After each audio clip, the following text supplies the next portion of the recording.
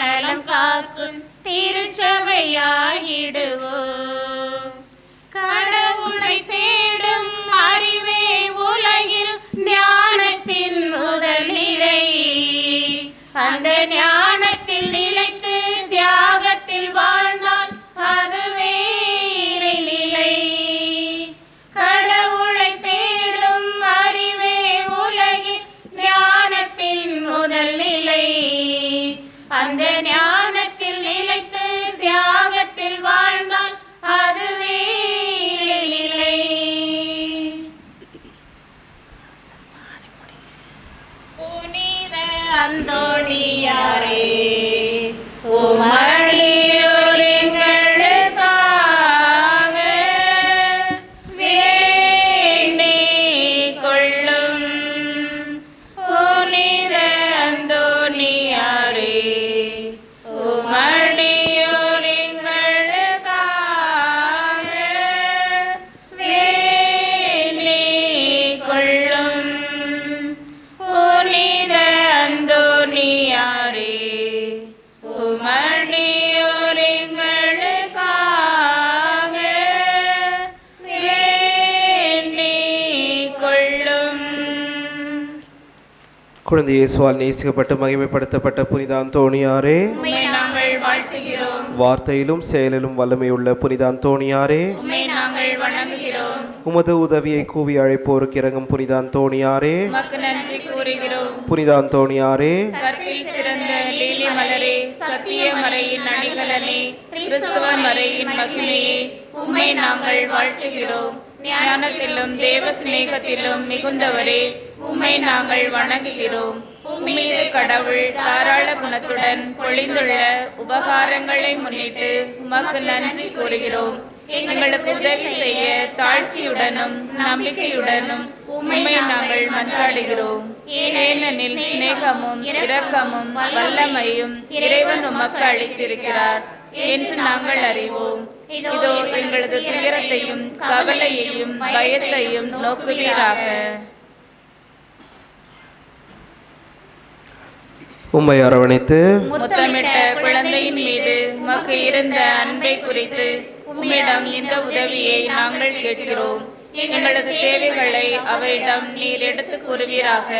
நீர் அவரை அரவணைத்து அவருடன் பேசுகையில் நீர் அனுபவித்த இன்பத்தை நினைத்து கொள்ளும். அவரால் மகிமைப்படுத்தப்படும் நீர் ஒரு வார்த்தை சொன்னால் போதும், நாங்கள் கேட்பது கிடைக்கும். எங்கள் மகிழ்ச்சி பூரணமாகும்.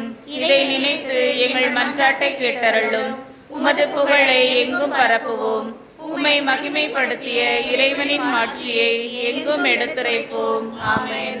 மேலும் இந்த திருப்பலியானது மரித்த மேரி கிளாரா அவருடைய ஆண்மலை பாற்றுக்காக பிரெஸ்லா அவர்கள் ஒப்பு கொடுக்கின்றார்கள். நன்றி திருப்பலியாக வினிதா பசலிகா அவர்களும் ஒப்பு கொடுக்கின்றார்கள். மேலும் திருக்குடும்ப சபையினர் இன்றைய தினத்தை சிறப்பிக்கின்றார்கள். அவருடைய சபையினர்களுடைய கருத்துக்காகவும் பிறகு அவருடைய குடும்பத்துக்காகவும் சேர்ந்து இந்த திருப்பலியில் மன்றாடுவோம்.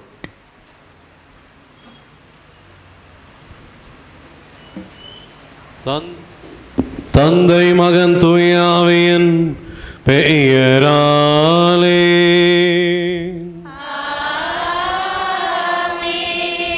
நம் ஆண்டவராகிய இயேசு கிறிஸ்துவின் அருளும் கடவுளின் அன்பும் தூய ஆவியானவரின் நட்புறவும் உங்கள் அனைவரோடும் இருப்பதாக.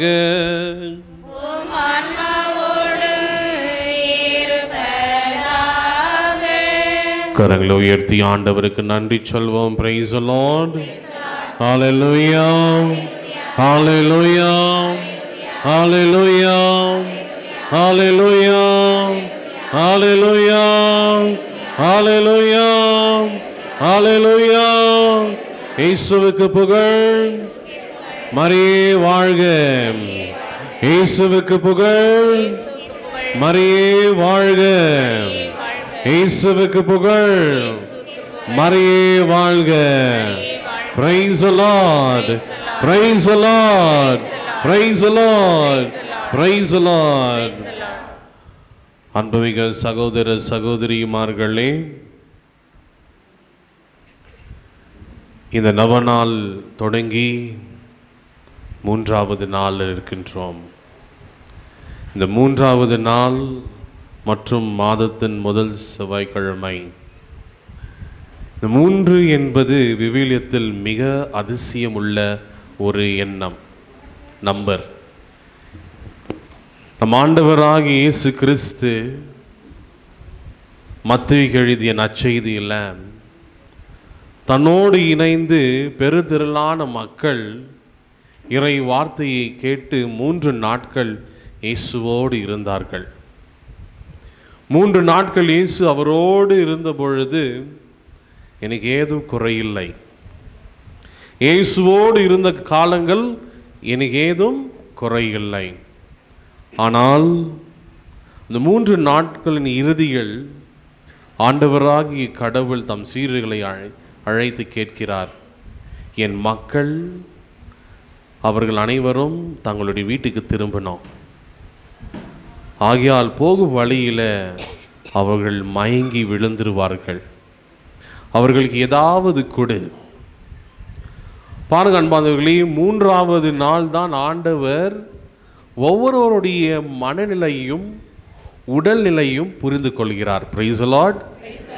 3 நாட்கள் பலர் இங்கே இந்த நாட்கள் பங்கு கொண்டிருக்கலாம். இந்த 3 நாட்களும் கடவுள் முதல் நாள் யார் வந்தாங்கன்னு பார்க்கிறார், 2வது நாள் யார் வரலன்னு பார்த்தார், 3வது நாள் வராதவங்க வந்திருக்கிறாங்களாம் பார்த்தார்.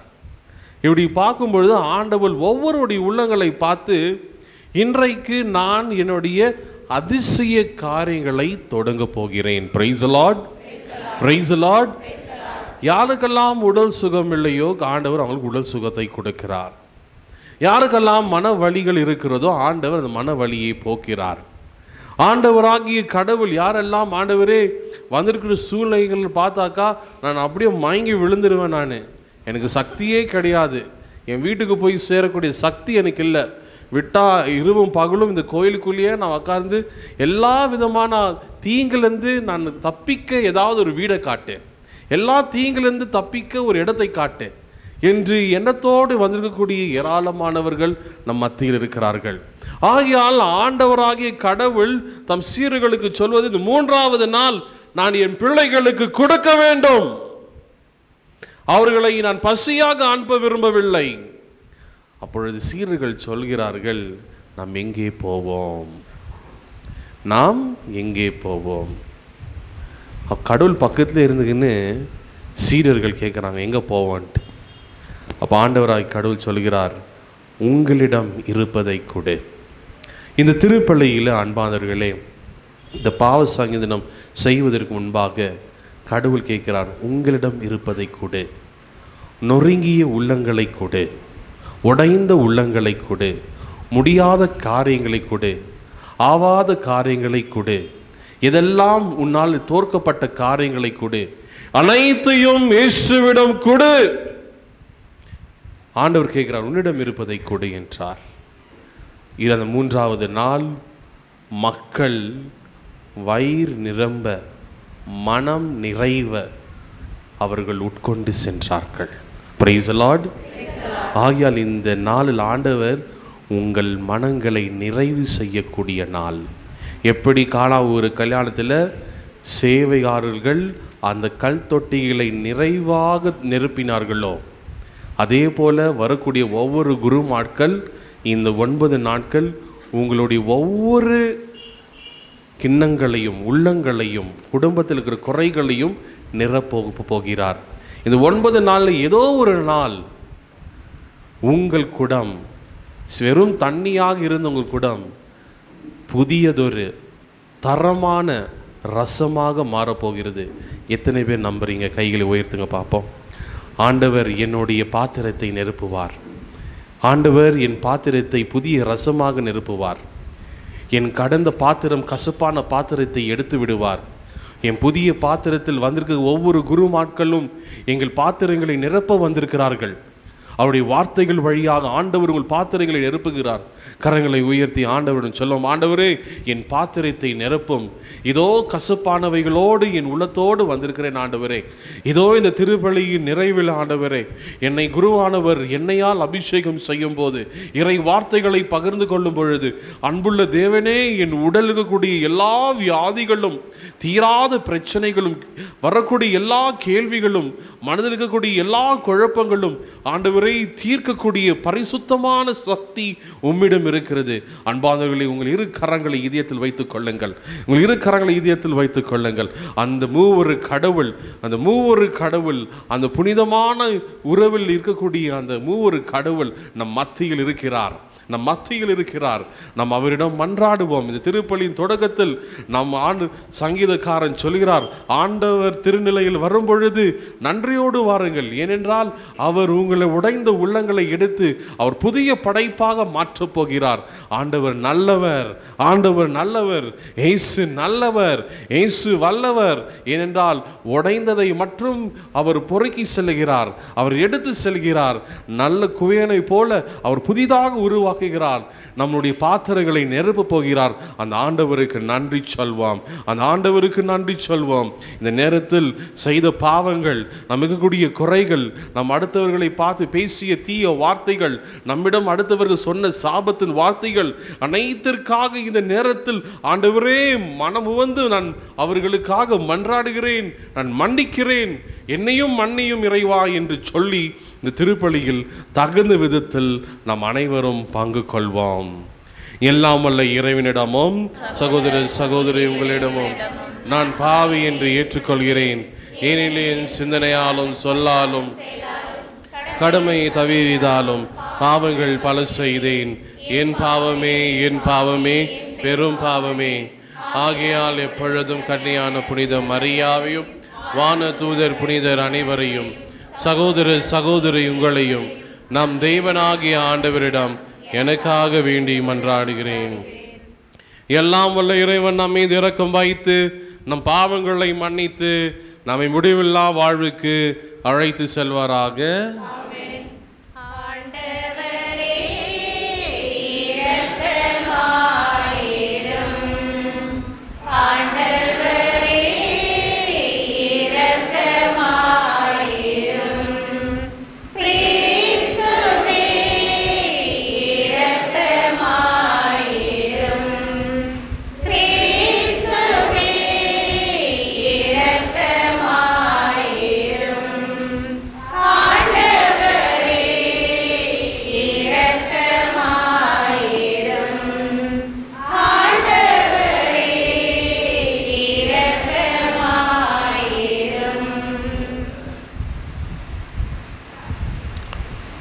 மன்றாடுவோமாக. எல்லாம் வல்லவரும் இரக்கம் உள்ளவருமான இறைவா, வரவிருக்கும் தூய ஆவியார் எங்களிடத்தில் தங்கியிருக்க உம்மை வேண்டுகின்றோம். இவ்வாறு நாங்கள் அவரது மாட்சியின் கோவிலாக மாறும் தகுதி பெற அருள் புரிவீராக. உமோடு தூய ஆவியின் ஒன்றுப்பில் இறைவனாம் என்றென்றும் வாழ்ந்து ஆட்சி செய்கின்றவர் நீரே.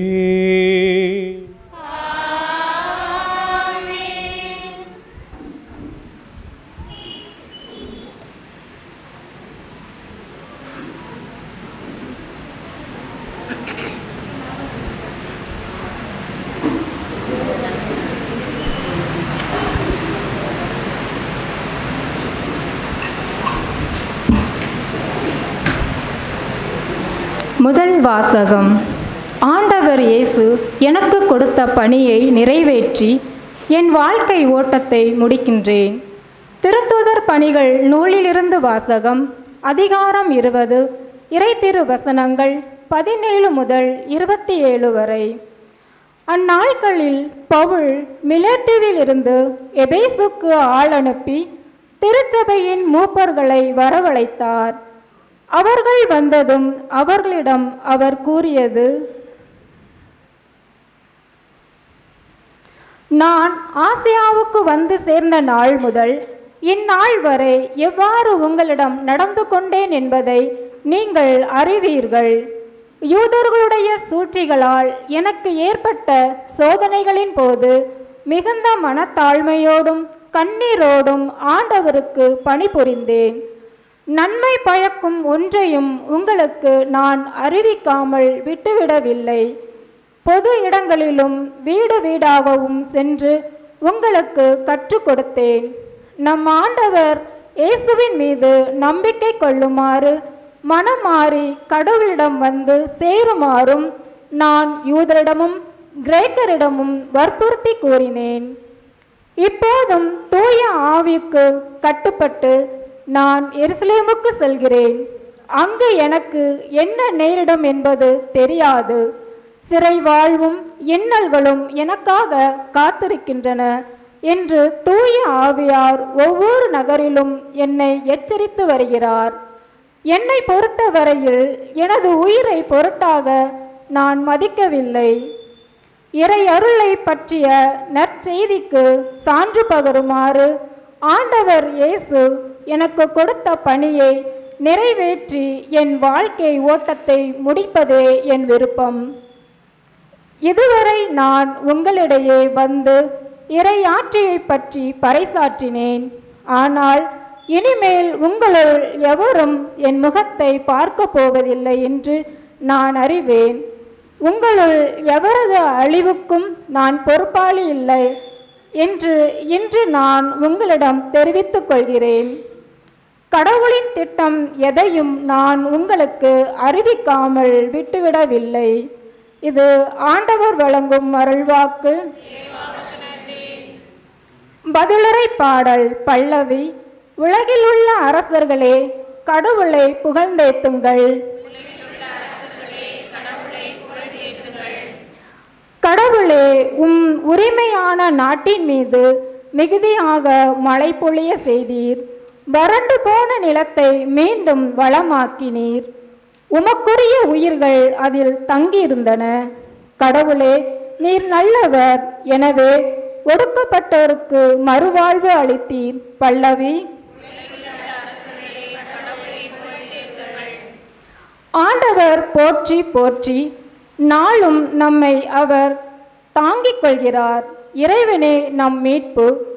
நம் இறைவனே மீட்பளிக்கும் கடவுள்.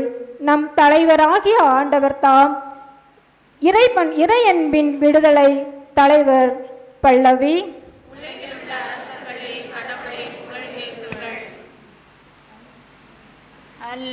அல்லேலூயா, அல்லேலூயா, அல்லேலூயா, அல்லேலூயா, அல்லேலூயா, அல்லேலூயா. மெல்லிசை கருவிகள் மீட்டிடுவோம், மேளமும் தாளமும் முழங்கிடுவோம். மெல்லிசை கருவிகள் மீட்டிடுவோம், மேளமும் தாளமும் முழங்கிடுவோம். நல்லவர் ஆண்டவர் என்றுரைப்போம், நாளுமே அவரை போற்றிடுவோம். அல்லேலூயா, அல்லேலூயா, அல்லேலூயா. ஆண்டவர் உங்களோடு இருப்பாராக.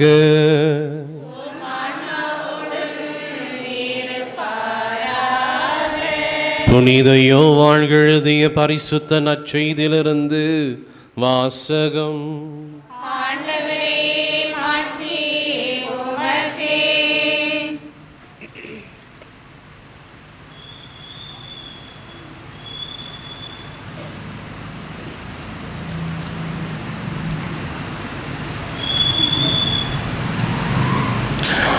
அக்காலத்தில் இயேசு வானத்தை அனார்ந்து பார்த்து வேண்டியது, தந்தையே, நேரம் வந்துவிட்டது. மகன் உம்மை மாட்சிப்படுத்துமாறு நீர் மகனை மாட்சிப்படுத்தும். ஏனெனில் நீர் அவரிடம் ஒப்படைத்தவைகள் அனைவரைக்கும் அவர் நிலை வாழ்வை அருளுமாறு மனிதர் அனைவர் மீதும் அவருக்கு அதிகாரம் அளித்துள்ளீர். உண்மையான ஒரே கடவுளாகிய உம்மையும் நீர் அனுப்பிய இயேசு கிறிஸ்துவையும் அறிவிக்கதே நிலை வாழ்வு. நான் செய்யுமாறு நீர் என்னிடம் ஒப்படைத்திருந்த வேலையை செய்து முடித்து நான் உம்மை உலகில் மாட்சிப்படுத்தினேன். தந்தையே, உலகம் தோன்றும் முன்பே நீர் என்னை மாட்சிப்படுத்தி உள்ளீர். இப்போதும் திருமுன் அதே மாட்சியை எனக்கு தந்தருளும். நீர் உலகிலிருந்து தேர்ந்தெடுத்த என்னிடம் ஒப்படைத்த மக்களுள் நான் உமது பெயரை வெளிப்படுத்தினேன். உமக்கு உரியவர்களாய் இருந்த இவர்களை நீர் என்னிடம் ஒப்படைத்தீர். அவர்களும் உம் வார்த்தைகளை கடைபிடித்தவர்கள். நீர் எனக்கு தந்தவை அனைத்தும்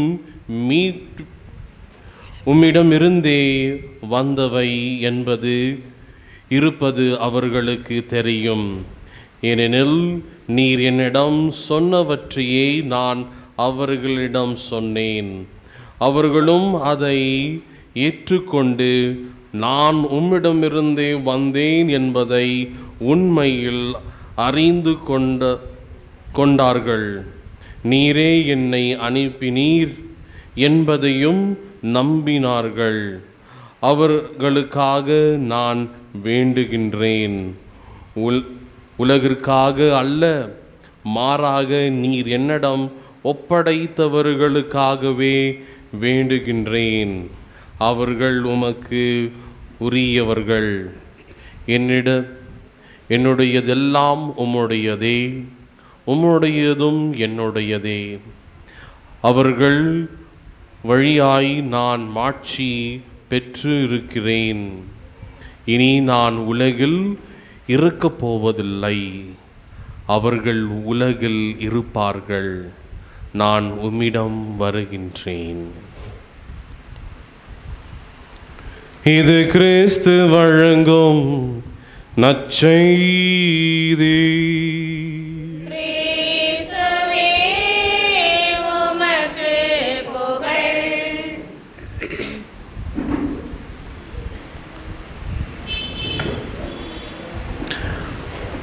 இந்த மறையுரையை ஆற்றுவதற்கு முன்பாக ஒரு நிமிடம் கண்களை மூடுவோம். கைகளை இதயத்தில் வைத்துக் கொள்வோம். இரு கரங்களை இதயத்தில் வைத்துக் கொள்வோம். இப்படி கண்களை மூடுவோம். ஒரு 3 பல்லவி இருக்கக்கூடிய பாடலை நான் பாடுவேன். அது 3 முறை நாம் பாட போகிறோம். இந்த பாடல் தூய ஆவியானவர் நம் உள்ளத்தை அறிந்து ஆராய்ந்து நம் வந்திருக்கக்கூடிய ஒவ்வொரு கேள்விகளுக்கும் தேவைகளுக்கும் இறைவனாகிய ஆண்டவர் என்னோடு பேசிய வார்த்தைகள் வழியாக உங்கள் இதய கனத்தை அவர் குறைக்கவும் உங்கள் இதயங்களை பலன் மூட்டவும் ஆசீர்வதிக்கும்படி இந்த பாடல் அமைவதாக. கண்களை மூடுவோம் அன்பார்ந்தவர்களே. வாரும் தூய ஆவியே வாரும், வாரும் தூய ஆவியே வாரும். அனைவரும் வாரும் தூய ஆவியே வாரும், வாரும் தூய ஆவியே வாரும், வாரும் தூய ஆவியே வாரும், வாரும் தூய ஆவியே வாரும், வாரும் தூய ஆவியே வாரும், வாரும் தூய ஆவியே வாரும், வாரும் தூய ஆவியே வாரும் வாரும் தூய ஆவியே வாரும் வாரும் தூய ஆவியே வாரும் வாரும் தூய ஆவியே வாரும் வாரும் தூய ஆவியே வாரும் வாரும் தூய ஆவியே வாரும் வாரும் தூய ஆவியே வாரும் வாரும் தூய ஆவியே வாரும் வாரும் தூய ஆவியே வாரும் வாரும் தூய ஆவியே வா. எல்லோரும் சேர்ந்து பாடுவோம். வாரும் தூய ஆவியே வாரும் வாரும் தூய ஆவியே வாரும் வாரும் தூய ஆவியே வாரும் வாரும் தூய ஆவியே வாரும் வாரும் தூய ஆவியே வாரும் வாரும் தூய ஆவியே வாரும். Praise the Lord. Hallelujah. Hallelujah. Hallelujah. கிறிஸ்துவுக்குள் வாழும் என் அன்பு சகோதர சகோதரிமார்களே, இந்த 3வது நாள் உங்களோடு இந்த இறை வார்த்தைகளை பகிர்ந்து கொள்ள மூவர் இறைவனுக்கு நன்றி செலுத்துகின்றேன். அவர் தூய ஆவியின் ஆற்றலால் நிரப்பக்கூடிய நம் அனைவருடைய உள்ளங்களை தெரிந்திருக்கக்கூடிய தூய ஆவியானவருக்கு நான் நன்றி செலுத்துகின்றேன். அன்பார்ந்தவர்களே, இன்றைய முதல் வாசகத்தில் மற்றும் இன்றைய நற்செய்தியில் ஆண்டவராகி இயேசு கிறிஸ்துவும் பவுலடியாரும் தங்களுடைய வாழ்வின் இறுதி கட்டத்துக்கு வந்திருக்கிறாங்க. வாழ்வின் இறுதி கட்டத்துக்கு அப்படின்னாக்கா இருவருக்கும் இறைவன் உணர்த்திருக்கிறார், அவங்களுடைய இந்த உலக பயணம் முடிகிறது. எத்தனை பேர் நமக்குள் இருக்கக்கூடியவர்களுக்கு நான் எந்த நேரத்தில் இறக்கப் போகிறேன் என்று இறைவன் என்னை உணர்த்துவார் என்ற நம்பிக்கை உங்களுக்கு இருக்கிறது? கைத்துக்கோ பார்ப்போம். அப்படின்னாக்கா நான் சாக போகிறேன், எனக்கு தெரியும் ஆண்டவர் என்னை அழிக்கிறார், ஆண்டவர் என்னை அழிக்கிறார் என்று அந்த உள்ளத்தில் எனக்கு தெரியும், இந்த நேரம் ஆண்டவர் என்னை அழிக்கப் போகிறார் என்கிற ஒரு விசுவாசம் எத்தனை பேருக்கு இருக்கிறது? நான் சாகுது முன்னாடி கடவுள் முன்னே என்னை எச்சரிக்குவார், இப்போ இன்னும் ஒரு மணி நேரத்தில் நீ இறக்க போகிற அப்படின்ட்டு. ஏதாவது உங்கள் வாழ்க்கையில் இருக்கிற அனுபவம் ஏதாவது அப்படி இருக்கிறதா? ஒரு பங்கு சாமியாராக எனக்கு நிறைய அனுபவம் இருக்கிறது. எப்படின்னாக்கா, காலையில் ஒரு சகோதரிமார், ஃபாதர் அப்பா இன்னைக்கு திடீர்னு வந்து காலையில் வந்துட்டு ரொம்ப வித்தியாசமாக பேசுகிறாரு, முன்ன மாதிரி அவர் இதெல்லாம் பேசுனது கிடையாது, சாவி எங்கே இருக்குதுன்னு சொல்கிறாரு, யார்கிட்ட எந்தெந்த பொருள் கொடுத்துருக்குறேன்னு சொல்கிறாரு. இப்படியெல்லாம் சொல்லிவிட்டு நான் அப்பாவை கேட்டேன், ஏன் முன்னாடி இதெல்லாம் எனக்கு சொல்லிட்டு இருக்கிறீங்க? இல்லை, எனக்கு இன்னமும் சொல்லணும்னு தோணுது, நான் கோயிலுக்கு வந்துட்டு வீட்டுக்கு போய் பார்க்குறேன், அப்பா இறந்த நிலையில் இருக்கிறார். சில தூய்மையான ஆன்மாக்களுக்கு, பரிசுத்தமான ஆன்மாக்களுக்கு இறைவன் தாங்கள் இறக்கப் போகிறார் என்பதை முன்னே எச்சரிக்கிறார், முன்னே எச்சரிக்குவார். அவர்கள் முன்னே தெரியும், இன்னும் சற்று நிமிடம் தான் இருக்கிறது, அந்த சற்று நிமிடத்தில் அவர்கள் இறுதியாக தங்களையே கேட்கக்கூடிய கேள்வி என்னவா இருக்கும்? அவங்க இறுதியில் கேட்கக்கூடிய கேள்விகள் என்னவா இருக்கும்? கடவுள் நம்மிடம் வந்து, மகளே மகனே, உன்னை எச்சரிக்கிறேன், இந்த இரவு, நாளை உன்னுடைய உயிர் இந்த உலகத்தில் இருக்காது. கடைசியாக நீர் உமோடு வாழ்ந்தவர்களிடம் என்ன சொல்ல விரும்புவாய் அப்படின்னு சொன்னாக்கா நீங்கள் என்ன சொல்லிட்டு போவீங்க? உங்கள் பையனை கூப்பிட்டு, மகனே இவ்வளோ கடன் வச்சுட்டு போயிருக்கிறேன், அது எப்படியாவது தீர்த்திரு மகனே அப்படின்னு சொல்லுவீங்களா? இல்லை உங்கள் பேர பசங்களை கூப்பிட்டுட்டு, நல்லா படிங்க, தாத்தா பேரை காப்பாற்றுங்க, பாட்டி பேரை காப்பாற்றுங்க, நாளைக்கு காலையில் நீங்கள் என்ன பார்க்க மாட்டீங்க அப்படின்னு சொல்லிட்டு சாக போவாங்களா? கடைசியாக உங்கள் வார்த்தைகள் என்னவாக இருக்கும் இந்த உலகத்தில்? உங்களை தான் கேட்குறேன். ஒருவேளை கடைசியாக இந்த உலகத்துக்கு நான் ஏதோ சொல்லிட்டு போனேனாக்கா என்ன சொல்லிட்டு போவீங்க? வானாண்டா அந்த உலகம் அப்படின்வீங்களா? மறுபடியும் பிறந்தா மனுஷனாக பிறக்கக்கூடாது, கேவலமான ஜென்மம் இந்த மனுஷ ஜென்மம் அப்படின்னு சொல்லிட்டு இறந்து போவீங்களா? என்ன சொல்வீங்க? என்ன அப்படி பார்க்குறீங்க? ஃபாதர் 3வது நாள் இதெல்லாம் பேசுவீங்க எங்கள்கிட்ட? அன்பானவர்களே, நம் வாழ்க்கையில் எதுக்காக நாம் தயாராக இருக்க வேண்டும் என்று அந்தோனியார் புனிதர்கள் அனைவரும் ஒரு குறிப்பிட்ட காரியங்களுக்காக தயாராக இருக்கிறார். கிறிஸ்துவலாகிய நாம் போன வாரம் தான் ஞாயிற்றுக்கிழமை விண்ணேற்ற விழாவை கொண்டாடினோம். எதுக்கு விண்ணேற்ற விழாவை கொண்டாடினோம்? ஆண்டவர் உயிர்ப்பு விழாவோடு நம்ம முடிச்சிருக்கலாமே, அதுக்கு பிறகு எதுவுமே நம்ம விழா கொண்டாட தேவையில்லையே. எதுக்கு நாம் விண்ணேற்ற விழாவை கொண்டாடினோம்? ஏனென்றால் உயிர்த்த ஆண்டவர் சொல்வது என்னவென்றால், இந்த உலகம் நிலையான உலகம் அல்ல, நீ வாழக்கூடிய இந்த உலகம் நிலையான உலகம் அல்ல, நீ சுமக்கக்கூடிய ஒவ்வொன்றும் நிலையான சுமைகள் அல்ல. நாம் அனைவரும் உயிர்த்தெழுந்த பிறகு ஆண்டவரோடு விண்ணேற்றம் அடைய போகிறோம், ஆண்டவரோடு நாம் இருக்க போகிறோம். ஆகியால் தான் நாம் போன வாரம் நற்செய்தியில் பார்க்குறோம், ஆண்டவர் விண்ணேற்றம் அடையும் போது சீடர்கள் சந்தோஷத்தோடு கோவிலுக்கு வந்து போற்றி புகழ்னார்கள். என்னதுக்கு? ஐயோ, நமக்கு இன்னொரு இல்லம் இருக்கிறது, நமக்கு இன்னொரு இல்லம் இருக்கிறது, கடவுள் நமக்காக இன்னொரு இடத்தை வைத்திருக்கிறார், இந்த உலகம் நம்முடைய கடைசி உலகம் அல்ல. ஆகையால் தான் அன்பானவர்களே, இன்றைக்கு முதல் வாசகத்தில் பவுலடியார் இறக்கப் போகிறார். அவருடைய இறப்பின் செய்தி அவர் காதில் வருகிறது. இயேசுடைய இறப்பின் செய்தி இயேசுவுக்கு காதில் வருகிறது.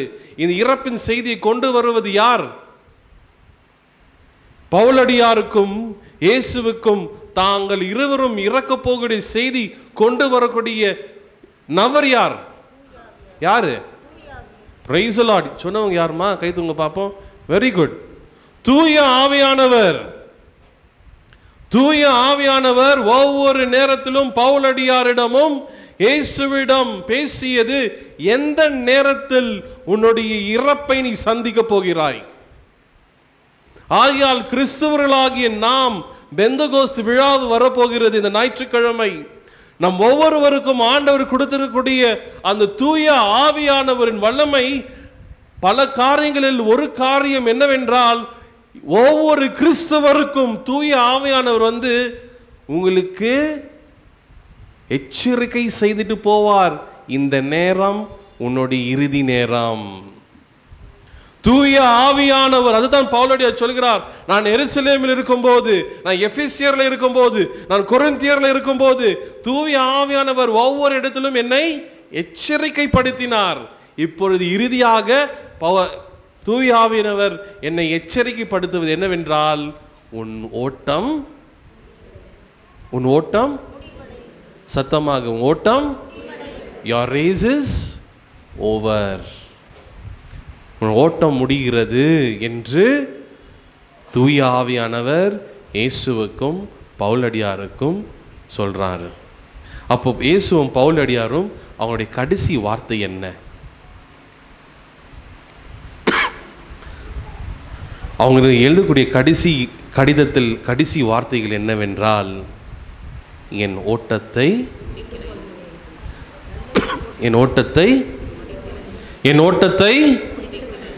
முடித்தேன்.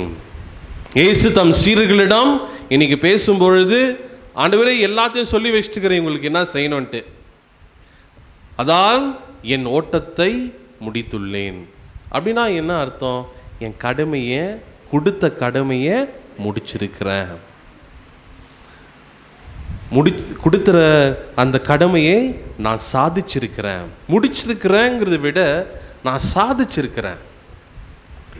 இன்னைக்கு ஆர்சிபி மேட்ச் இல்லை, ரொம்ப ஆச்சரியமாகுது நீங்கள்லாம் இன்றைக்கி இங்கே இருக்கிறீங்கன்ட்டு. ஏன்னா நான் என் மனசில் ஒரு 2 எண்ணத்தோடு வந்தேன். இன்றைக்கி ஆர்சிபி மேட்ச்சு எவ்வளோ வருஷம் விட்டு ஃபைனல்ஸ் போய்க்கிறாங்க, மக்கள் வருவாங்களா? காலையாக கேட்டேன் ஃபாதர் மக்கள் வருவாங்களான்ட்டு. வரோம், ஆனால் வராது அப்படின்னாரு. சரி வந்தால் பரவாயில்ல, வந்தவர்களும் நல்லது தான் அப்படின்ட்டு முடிவோடு வந்தேன் நான்.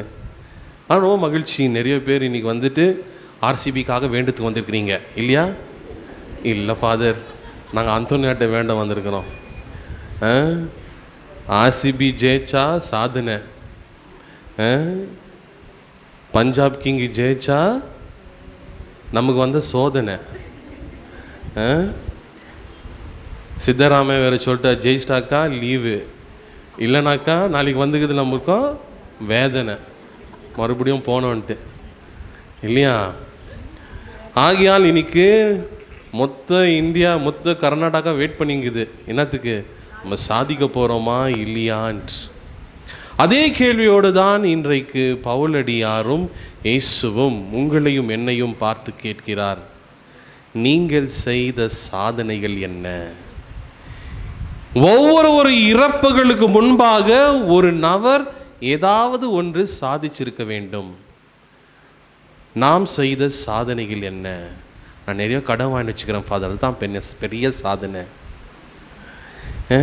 என் உடம்புல என்ன நோய் இல்லைன்னு கேட்டு பாருங்கள், எல்லா நோயும் இருக்குது என் உடம்புல. அவ்வளோ சாதனை படிச்சுக்கிறேன், எல்லா நோயும் என் உடம்புல தான் இருக்குது. அது ஒரு பெரிய சாதனை. நான் முதல்ல நம்ம கூட்டு குடும்பத்தில் வாழ்ந்தோம். எப்போ கல்யாணம் ஆனோடனே நான் தண்ணி கொடுத்துக்கு போயிட்டேன் ஃபாதர், பெரிய சாதனை. நானே என் கணவன் என் பிள்ளைகள் மட்டும்தான் பெரிய சாதனை செஞ்சுருக்கிறோம். அன்பானவர்களே, நான் புதிய தொழிலை தொடங்கியிருக்கிறேன், புதிய சாதனை. நான் இந்த இடத்துல எங்கேயோ வந்தேன், இங்கே வந்து கஷ்டப்பட்டு வீடை கட்டேன், ஒரு சாதனை. நான் யாருமே என்னை படிக்க வராதுன்னு சொன்னாங்க, படித்து நல்லா முடிச்சிருக்கிறேன், ஒரு சாதனை. சிறு சிறு எனக்கு சமையலே வராதுன்னு சொன்னாங்க கல்யாண தொடக்கத்தில். ஆனால் இப்போது என் சமையல் தான் வேணும்ன்ட்டு ஏங்கி நிற்கிறாங்க எல்லாருமே. நான் செஞ்ச சாதனை. அன்பானவர்களே, சிறு சிறு காரியம் எவைகளெல்லாம் நம்மளால் முடியாமல் இருந்த காரியங்கள் நாம் எடுத்து செஞ்சோம் தெரியுமா? அதுதான் சாதனை. ஆகையால் இன்னைக்கு பவுலடியாரும் இயேசுவும் அவர்கள் இருவரும் எடுக்காதது ஒன்றை எடுத்தார்கள். அதுவும் அவர்களுடைய விருப்பத்துக்கு ஏற்படி எடுக்கல, கடவுளுடைய விருப்பத்தின்படி எடுத்தார்கள்.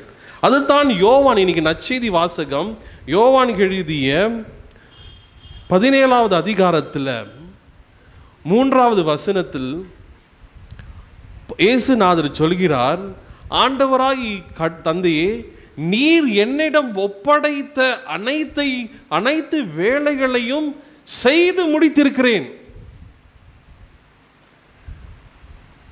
ஆகையால் கடவுள் இந்த உலகத்தில் உங்களும் என்னிடம் ஒப்படைத்திருக்கிற ஒரு வேலை என்ன?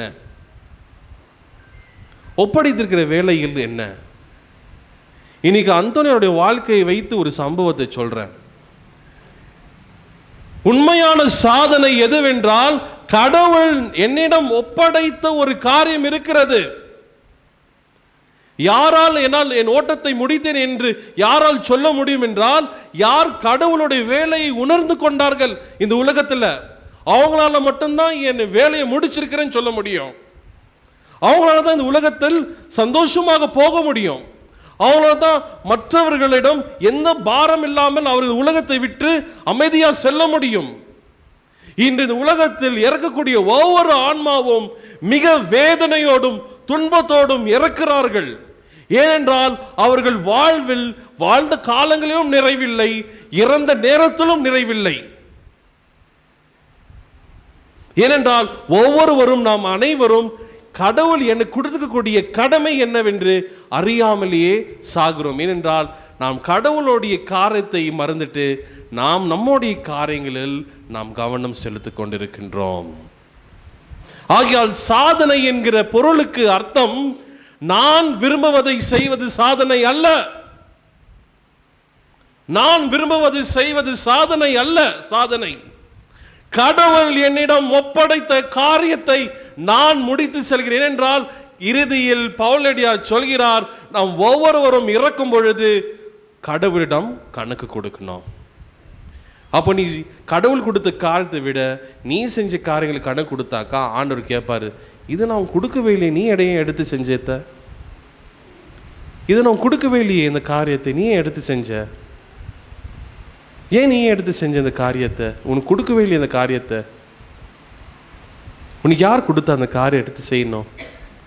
இப்போ பங்கு சாமியார் வந்துட்டு இன்னைக்கு திருவிழாவுக்கு வந்துட்டு சொல்லியிருப்பாங்க, அம்மா நீ இந்த காரியம் செய், இந்த காரியம் செய்யின்ட்டு.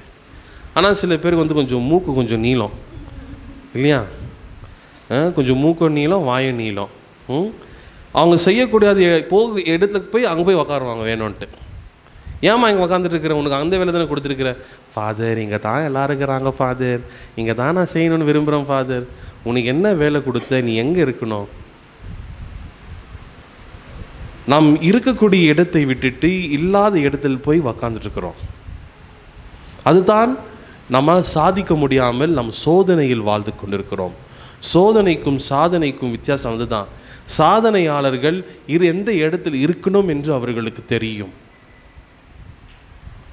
அதிகமாக சோதனை வாழ்பவர்கள் எந்த இடத்துல இருக்கக்கூடாதோ அந்த இடத்துல இருக்கிறவங்க தான் சோதனை அதிகம்.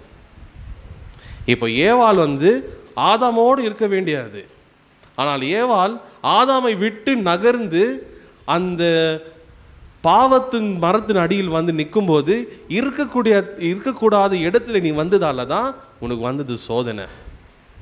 நீ இருக்க வேண்டிய இடத்துல இருந்தாக்கா உனக்கு ஏன் சோதனை வருது? நம் வாழ்க்கையில் ஃபாதர் எனக்கு அதிகமான சோதனைகள் வருது என்றால் முதல் நீ பார்க்க வேண்டியது எந்த இடத்தில் நீ இருக்கிற, இரண்டாவது எந்த நபரோடு நீ இருக்கிற. இந்த இடமும் அந்த நபரும் ரொம்ப முக்கியம். இப்போ அந்தோனியார் வாழ்க்கையில் என்ன நடந்தது? அந்தோனியார் என்ன சாதிக்க விரும்பினார் அவர் வாழ்க்கையில்? அவர் வாழ்ந்தது 35 வருஷம்தான். அவர் என்ன மாதிரி சாதனை படிக்கணும்னு ஆசைப்பட்டார்? அந்தோனியார் கதைகளெல்லாம் கேட்டிருப்பீங்க இல்லையா? கேட்டிருக்கீங்களா இல்லையா? அந்தோனியாருடைய மிகப்பெரிய மன விருப்பம் என்ன? அவர் வாழ்ந்தா இதுதான் சாதிச்சு வாழணும் அப்படின்ட்டு ஆசைப்பட்டது என்ன அந்தோனியார்? இறை வார்த்தையை போய் போதிக்கிறது இல்லை. அந்தோனியாருக்கு என்ன ஆகணும்னு ஆசை இருந்துச்சு. அன்பாந்தவர்களே, அந்தோனியார் ஒரு சிறுவனாக இருக்கும்போது அவங்க ஊரில், நம்ம அனைவருக்கும் தெரிஞ்ச கதை, அவங்க ஊரில் அகஸ்தியர் மடத்துக்கு சேர்ந்த முனிவர்கள் 7 பேரை அவர்கள் மறைசாட்சியாக வந்து அப்படியே காட்டினாங்க. 7 பேர் இறைவனுக்காக மறைசாட்சியாக வாழ்ந்தார்கள். நான் வரக்கூடிய பங்கு, நான் புனித ஜான் தி பிரிட்டோ பங்கு லகேரில் மறைசாட்சியாளர், இறைவனுக்காக தன் உயிரை கொடுத்தவர். இதை பார்க்கக்கூடிய அந்தோனியாருக்கு வந்துட்டு நானும் ஒரு மறைசாட்சி ஆகணும், நானும் இயேசுக்கு உயிர் கொடுக்கணும். இந்த 7 பேரை போல ஆண்டவரே என் உடலை எடுத்துக்க, என் ரத்தத்தை எடுத்துக்க, என் தலையை எடுத்துக்க, என் உடலுக்கு என்ன பகுதி வேணா எடுத்துக்க, என்னை மறைசாட்சியாக மாற்றும். தினந்தோறும் அந்தோனியார் வேண்டியது என்னை மறைசாட்சியாக மாற்றும். ஆனால் கடவுள் அந்தோனியாருக்கு சொன்னது என்ன? அது நான் உன்கிட்ட விரும்பல. யாரை மறைசாட்சியாக மாற்ற வேண்டும் என்கிற விருப்பம் இருக்கிறதோ அந்த ஆற்றலை நான் அவருக்கு தருவேன். அந்தோனியாரே, உனக்கு நான் அந்த ஆற்றலை கொடுக்கல. மறைசாட்சியாக உன் உடலை அர்ப்பணிக்க நான் அந்த ஆற்றலை உனக்கு கொடுக்கல. நான் விரும்புவது வேற. அப்ப அந்தோனியார் கேட்கிறாரு, ஆண்டவரே நான் எவ்வளோ ஆசைப்படுறேன் தெரியுமா, அது எனக்கு கொடுக்கலாமே. சில நேரத்தில் ஆண்டவர் ஆசைப்படுவதை கொடுப்பதில்லை. பிகாஸ் ஆங்கிலத்தில் ஒரு பழமொழி இருக்கிறது, God doesn't give what is good, God gives what is right.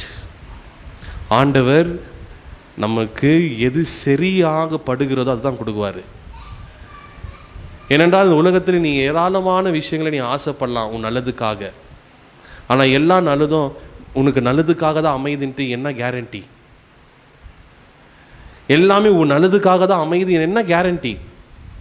ஆகையால் கடவுள் ஒருபோதும் நமக்கு அவர் நல்லதையும் செய்கிறார். ஆனால் அதுக்கு முக்கியமாக முதலாவது எது உன் வாழ்க்கைக்கு சரிப்பட்டு வருமோ அதுதான் கொடுப்பார். எதெல்லாம் நமக்கு சரிப்பட்டு வருகிறதோ அது மிக மிக கசப்பாக இருக்கும்.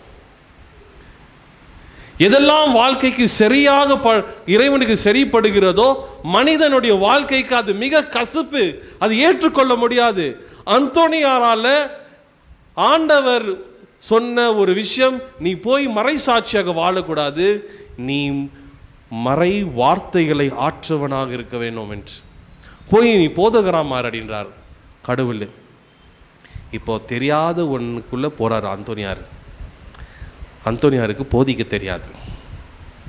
இப்போ நீங்கள் இன்னைக்கு விழாவுக்காக 9 நாளுக்கு 9 மறை போதகர்களை கூப்பிட்டுருக்கீங்க. அதில் ஒருத்தர் நான். இன்னைக்கு இவங்க பிரசங்க பண்ண வராங்களா, இவர் பிரசங்கியாளரா? ஸோ இவங்கெல்லாம் பிரசங்கியாளர், நாங்கள்லாம் பிரசங்கியாளர். அந்தோனியார் பிரசங்கியாளரே கிடையாது. அந்தோனியார் பிரசங்கியாளரே கிடையாது. அதுக்கு ஒரு அருமையான காட்சி, அந்தோனியார் வந்துட்டு பிரசங்கத்துக்காக உடுப்பெல்லாம் போட்டுக்கின்னு மக்கள் முன்பாக போய் போதிக்கிறாரு. அவர் போதிக்க தொடங்கின உடனே மக்கள் எல்லாம் அப்படியே ஏஞ்சி போகிறாங்க கோயிலுக்கு வெளியோ. என்ன பிரசங்கம் இது அப்படின்னு சொல்லிட்டு கேட்க முடியல இந்த பிரசங்கம் அப்படின்ட்டு. அந்தோனியாருடைய முதல் பிரசங்கம் பண்ணும்போது மக்களுக்கு விருப்பமே இல்லை. பிடிக்காத ஒரு காரியத்தை கடவுள் பிடித்த மனிதனுக்கு கொடுக்குறாரு. பார்த்தீங்களா, எப்பயுமே கடவுளுக்கு யாராவது ரொம்ப பிடிச்சிட்டாங்கனாக்கா பிடிக்காது தான் ஆண்டவர் கொடுப்பார். பிடிக்காது தான் ஆண்டவர் பிடிச்ச மனிதர்கள் கொடுப்பார். இப்போ ஒரு கேள்வி, கடவுள் உங்களை எல்லாருமே பிடிச்சிருக்குதா கடவுளுக்கு? அப்போது உங்கள் வாழ்க்கையில் பிடிக்காத காரியங்கள் அது இருக்குது. பிடிச்ச காரியங்களே தொடர்ந்து நடக்குதுனாக்கா அது கடவுளிடமிருந்து வருவதல்ல. உங்கள் வாழ்க்கையில் பிடிக்காத காரியங்கள் தொடர்ச்சியாக வருவதென்றால் கடவுளுக்கு மிக பிடிச்சவர்கள் நீங்கள். ஏன் ஆண்டவர் பிடிக்காத காரியங்களை கொடுக்கிறார்? ஏனென்றால் அந்த காரியம் உன்னிடம் கொடுத்து அவர் செயலாற்றுவார். Praise the lord, praise the lord. அவர் காரியத்தை மட்டும் தான் அவங்க கொடுக்குறாரு. எப்படின்னாக்கா பேதுருட்ட போய் சொல்றாரு, போய் அப்பத்தையும் ஏதாவது இருந்தால் கொண்டு வரது தான் உன் வேலை, மற்றது என்னுடைய வேலை. ஆகையால் பிடித்த நபரிடம் பிடிக்காத காரியத்தை கொடுக்கிறார் ஆண்டவர். சில நேரத்தில் நம்மளுக்கு வந்துட்டு ஆண்டவரே ஏன் எனக்கு இந்த வாழ்க்கையை பிடிக்கல ஆண்டவர், இந்த வாழ்க்கையை பிடிக்கல ஆண்டவர் என்றால் கடவுள் பார்வையில் ரொம்ப பிரியமானவள். இந்த வாழ்க்கை பிடிக்காத போது ஆண்டவர் சொல்கிறார், நீ ஏன் என்னை சேர்த்துக்க மாட்டேங்கிற? இன்னைக்கு மேட்ச்சில் விராட் கோலி ஆடலனாக்க என்ன ஆகும்? ஐயோ கல்லுங்குதே. அந்த மேட்ச்சில் விராட் கோலி இருந்தால் தான் நம்ம எல்லாருக்குமே சந்தோஷம். அவன் வந்துட்டு ஒரு 6 ரன் அடிக்கிறாரோ இல்லை 50 ரன் அடிக்கிறாரோ அந்த மேட்ச்குள்ளே அவர் இருக்கணும்னு நம்ம எல்லாருக்குமே ஆசை. அதே போல் நம்மளுடைய வாழ்க்கை ஒரு மேட்ச். இதை நான் மட்டும் எப்படி ஒன்றே ஆட முடியும்? பிடிக்கல இந்த மேட்ச் எனக்கு, ஆனால் பிடிச்ச நபர் இருந்தாக்கா எப்படி வேணாலும் வாழ்க்க முடியும். பிடிக்காத வாழ்க்கை இருக்கலாம், ஆனால் பிடிச்ச நபர் இருந்தாக்கா பிடிக்காத வாழ்க்கையும் சுவையாக இருக்கும். Price the lord, praise the lord, praise the lord, praise the Lord. ஆகையால் இறைவன் இன்னைக்கு அந்தோனியாருக்கு சொல்லுது என்ன என்றால், உனக்கு பிடிக்காத காரியம் மறை போதிப்பது. ஆனால் ஆகையால் மனம் உடைந்திருக்கிறார் அந்தோனியாரு. யாருமே என் பேச்சு கேட்க மாட்டேங்கிறாங்களே ஆண்டவர், ஏன் எனக்கு வேற வேலை கொடுக்கலாமே நீ அப்படின்ட்டு அப்படியே நடந்துக்குன்னு அந்தோனியாரு கடற்கரைக்கு போகிறாரு. கடற்கரைக்கு போகும்போது அன்பானவர்களே, அந்த கடற்கரையில் அவர் உரையாடுகிறார் கடவுளோடு. அவர் கடவுளோடு உரையாடக்கூடிய சத்தத்தை யார் கேட்குறாங்க? மீன்கள் எதுக்காக வந்தது? அந்தோனியாருடைய மறை செய்தியை கேட்பதுக்காகவா? அல்ல. அந்தோனியார் மன வேதனையில் இருக்கிறார். யாருமே என் வார்த்தையை கேட்க மாட்டேங்கிறாங்களா ஆண்டவரே, உன் வார்த்தை யாருமே புரிஞ்சுக்க மாட்டேங்கிறாங்களா ஆண்டவரே. அந்த வேதனையை அந்த கடலோடு பேசும் பொழுது, அந்த கடல் என்ன? உப்பு நீர். அவர் கண்ணீர் விடுகிறார். அந்தோனியார், இந்த கடல் உப்பை விட என்னுடைய கண்ணீரின் உப்பு மிக மிக பலமானது. அவர் அழுந்த பொழுதுதான் மீன்கள் ஏராளமானது வருகிறது. எதுக்காக? அந்தோனியாருக்கு ஆறுதலை கொடுக்க. அந்த ஆறுதல் நேரத்தில் அந்தோனியார் இறை வார்த்தையை பேசுகிறார், இறை வார்த்தையை பகிர்ந்துகிறார். இதை பார்க்கக்கூடிய ஏராளமான மக்கள் வந்துட்டு, இவன் மீன்களிடம் பேசுகிறானே என்று, இவன் பேச்சு வல்லமையாக இருக்கும். பார்த்தீங்களா அன்பாந்தர்களே, பிடித்த நபர் உன்னோடு சேர்க்கும் பொழுது பிடிக்காதவர்களும் உன் பின்னாடி தொடர்ந்து வருவார்கள். Price the lord, praise the Lord. ஆகையால் அந்தோனியார் வந்து அம்மா மீன்களுக்கு போதிச்சார் என்கிறது இல்லை, மீன்கள் அந்தோனியாருக்கு ஆறுதலாக வந்த ஒரு கருவிகள். அதை பார்த்த மக்கள் வியப்படைந்தார்கள், ஏராளமான மீன்கள் இவருடைய பேச்சை கேட்கிறது என்று. ஆகையால் அன்பானவர்களே, சாதனை என்பது கடவுள் உமக்கு ஒப்பு கொடுத்த காரியத்தை அறிந்து, அந்த காரியம் உனக்கு பிடிக்காத ஒரு காரியம், அந்த காரியத்தில் நீர் ஏற்றுக்கொண்ட அந்த காரியத்தில் இறைவனை உன் துணையாளராக வைக்கும் பொழுது, அந்த இறைவன் துணையால் நீ செய்யக்கூடிய ஒவ்வொன்றும் உமக்கு அதிசயமாக மாறும், உமக்கு அதிசயமாக மாறும். ஆகையால் தான் இன்னைக்கு பவுலடியாரும் இயேசுவும் கடவுளாகி இறைவிடம் சொல்வது, ஆண்டவரே, என் ஓட்டத்தை முடித்திருக்கிறேன் என்றால் நான் சாதிச்சிட்டேன் ஆண்டவரே, இந்த உலகத்தில் நான் சாதிச்சிட்டேன். நாம் ஒவ்வொருவரும் நம்மளுடைய இறப்பில் நம்மளால் சொல்ல முடியுமா, நான் சாதிச்சிட்டேன்ட்டு? கிறிஸ்துவர்களாகிய நாம் நம்முடைய வார்த்தைகளில் சாதனைகள் இருக்க வேண்டும், சாதனைகள் இருக்க வேண்டும். ஆனால் நம்முடைய சாதனை எல்லாம் உலகை சார்ந்த சாதனைகள். எப்படின்னாக்கா, இந்த வருஷம் உங்கள் அப்பா அம்மா சொல்லுவாங்க, நீ 98% வாங்கணும், 95% வாங்கணும், நீ நல்லா சாதிக்கணும். ஸோ உன்னை மதிப்பிடுவது அந்த நம்பர் தான். ஆனால் உன்னை மதிக்கலை. மதிப்பது you are respected by the number you got. நம்ம பிள்ளைகளுக்கு மதிப்பு எதால் வருகிறது? என் பங்கு மக்கள் இந்த வருஷம் சில பேர் நல்ல பர்சன்டேஜ் வாங்கினாங்க, சில பேர் குறைந்த பர்சன்டேஜ் வாங்கினாங்க. என் பங்கு மக்களுக்கு சொன்னேன், உங்கள் பிள்ளைகளுடைய அந்த பர்சன்டேஜை பார்த்து நீ அவனை பாராட்டுறனாக்கா, அவனை பாராட்டல, அந்த நம்பரை பாராட்டுற. தொடர்ந்து அந்த நம்பருக்காக தான் உழைக்குவான் தவிர உனக்காக உழைக்கல. நம்முடைய வாழ்க்கை ஓட்டத்தில் எவைகளெல்லாம் அடுத்தவங்களை சந்தோஷப்படுத்த முடியுமோ அதுதான் சாதனைன்னு நினைக்கிறோம். ஒரே ஒரு இறுதியான கேள்வி, அடுத்தவங்களை எவ்வளோ சந்தோஷப்படுத்த முடியும் உங்களால்? அடுத்தவங்களை எவ்வளோ சந்தோஷப்படுத்த முடியும்? எவ்வளோ தூரம் போக முடியும் உங்களால் அடுத்தவங்களை சந்தோஷப்படுத்தி உங்களால் சந்தோஷமாக இருக்க முடியல? அதே இறைவனுடைய காரியத்தில் பங்கு கொள்பவன் எப்பொழுதுமே அடுத்தவங்களை சந்தோஷப்படுத்தணும்னு விரும்ப மாட்டான்.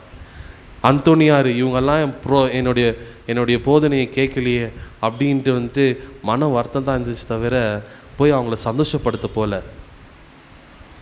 அந்தோனியார் யாருமே சந்தோஷப்படுத்த போவதில்லை. இந்த உலகத்தில் மிகப்பெரிய சாதனையாளர் அந்தோனியார் தான். ஏன்னு சொல்லுங்க, 800 ஆண்டுகள் ஆகிறது அவர் இறந்து போய். 800 ஆண்டுகள் ஆகிறது. எத்தனைய குடும்பங்கள், எத்தனைய நாடுகள் நம்மை போல தொலைந்த ஒவ்வொன்றுக்கும் அவரிடம் போய் மன்றாடுகிறோம். அவரை போல கண்டுபிடிச்சு கொடுத்த ஆள் இந்த உலகத்தில் யாரும் இல்லை. மிகப்பெரிய சாதனையாளர் அந்தோனியார். ஏனென்றால் அவர் பிடிக்காத காரியத்தை செய்தார், ஆனால் பிடிச்ச நபரோடு செய்தார். இன்னைக்கு கடவுள் நமக்கு அனைத்தும் பிடிக்காததை தான் நம்ம வாழ்க்கையில் வச்சிருப்பார். ஆனால் நம்ம வந்து கேட்க வேண்டியது ஒரே ஒரு கேள்விதான், அந்த பிடிச்ச நபர் யார்? அந்த பிடிச்ச நபர் யார்? ஒருவேளை என் கணவனா, என் பிள்ளைகளா? இல்லை,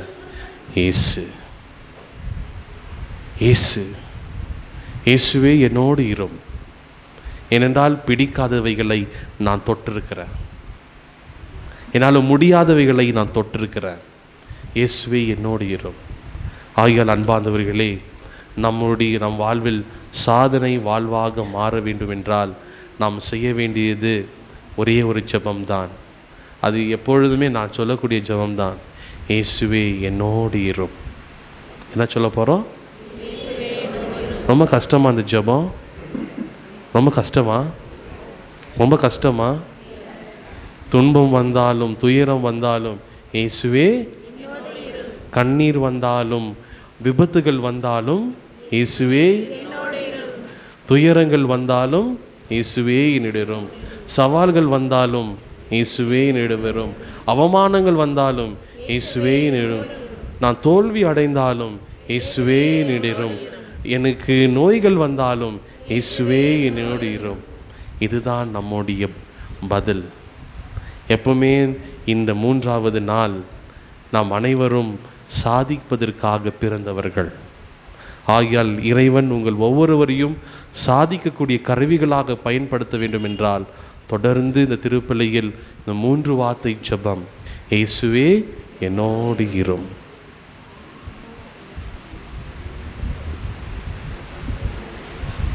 காணிக்கை பாடலும் இது இருக்குங்களா படிக்க?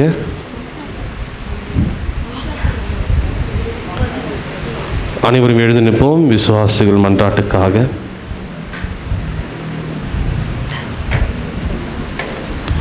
சகோதர சகோதரிகளை, இறைவன் புனிதர்கள் வழியாக அருள் வரங்களை பொழிந்திருக்கிறார். கோடி அற்புத என்னும் பெயர் பெற்ற புனிதர் அந்தோனியார் வழியாக இறைவன் நம் மீது ஏராளமான நன்மைகளை பொழிய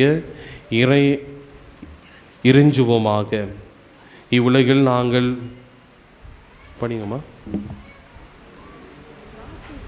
அன்பு தந்தையா இறைவா, எங்கள் திருத்தந்தை 14ஆம் லியோ பேராயர், ஆயர்கள், குருக்கள், கன்னியர்கள், துறவியர் அனைவருக்கும் இறைஞானத்தை அறிந்து நம்முடைய திருச்சபையை சிறந்த முறையில் வழிநடத்த வேண்டும் என்று இறைவா உம்மை மன்றாடுகிறோம்.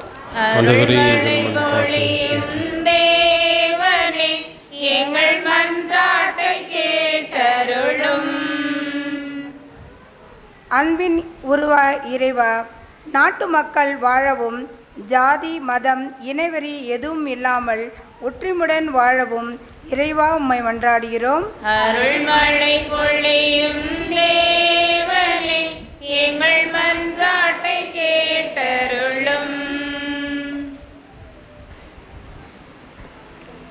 கருணையின் ஊற்றே எம் இறைவா, அநாத பிள்ளைகள், விதவைகள், முதியோர்கள், கைவிடப்பட்டவர்கள் அனைவருக்கும் நீர் ஆதரவாய் இருந்து அவர்களுக்கு பாதுகாப்பாகவும் இருந்து அவர்களுக்கு இறை ஆசிரையும் அருளையும் தர வேண்டும் என்று இறைவா உம்மை மன்றாடுகிறோம்.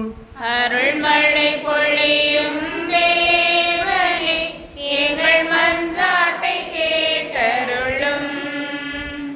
அன்பின் ஊற்றே எம் இறைவா, இன்று திருநாளை சிறப்பிக்கும் திருக்குடும்ப சபையினர் அனைவருக்கும் அன்பு, சமாதானம், ஒற்றுமை என்ற நல்லெண்ணம் வளரவும் அனைவரையும் சகோதரராக பாவிக்கும் பகுத்தறிவு தர வேண்டும் என்று இறைவா உம்மை மன்றாடுகிறோம்.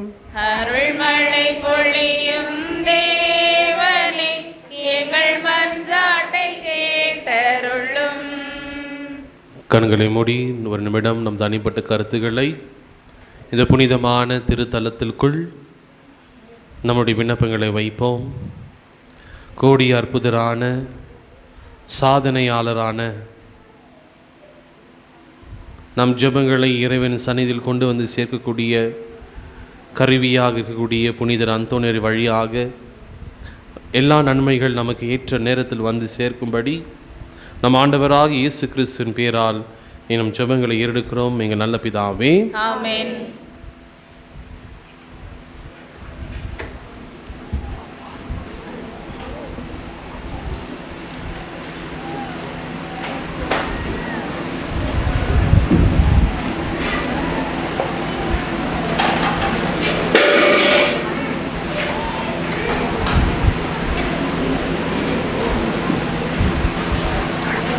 காணிக்கை தரும் நேரம்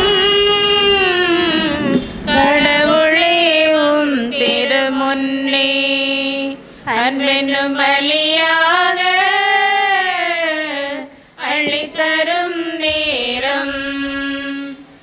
காணிக்கை தரும் நேரம் கடவுளேவும் திருமுன்னே அன்பென்னும் பலியாக அள்ளித்தரும் நேரம் என்னை படைத்தே என்றும் என்றும் உந்தன் உவந்த காணிக்கையாய் என்னை படைத்தே என்றும் என்றும் உந்தன் உவந்த காணிக்கையாய் காணிக்கை தரும் நேரம் கடவுளேவும் திருமுன்னே அன்பென்னும் பலியாக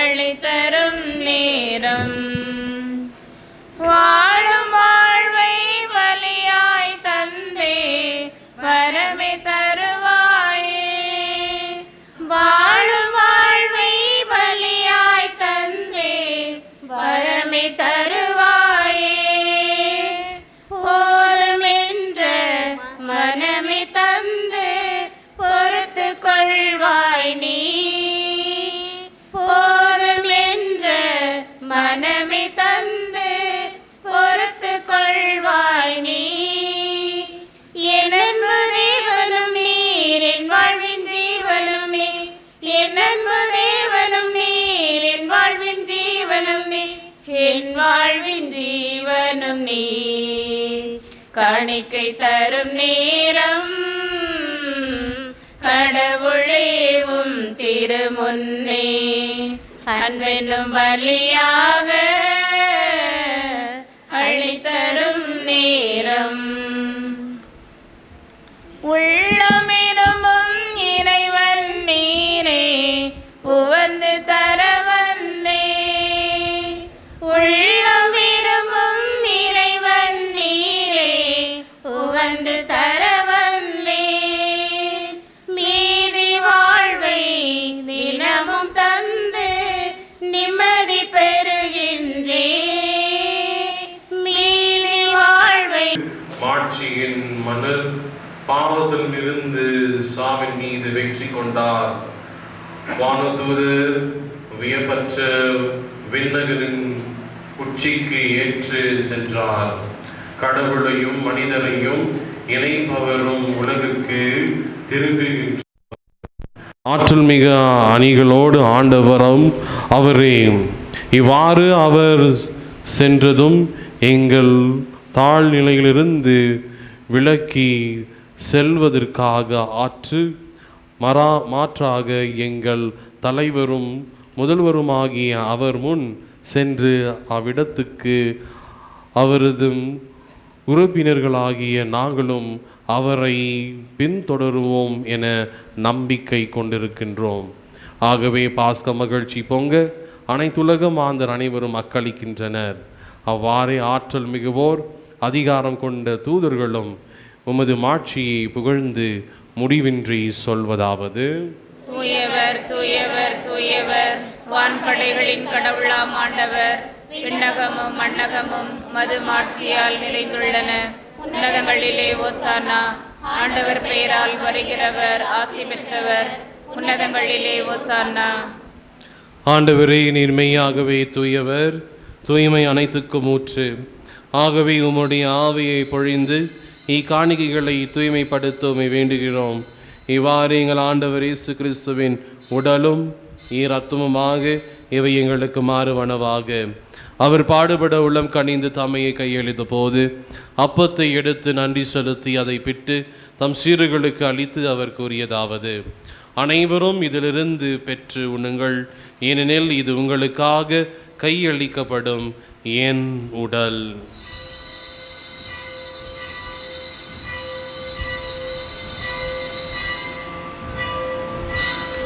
அவ்வண்ணமே இரவிருந்து அருந்திய பின் கிண்ணத்தை எடுத்து மீண்டும் உமக்கு நன்றி கூறி தம் சீறுகளுக்கு அளித்து அவர் கூறியதாவது: அனைவரும் இதிலிருந்து பெற்று பருகுங்கள், ஏனெனில் இது புதிய நிலையான உடன்படிக்கைக்குரிய என் இரத்தத்தின் கிண்ணம்.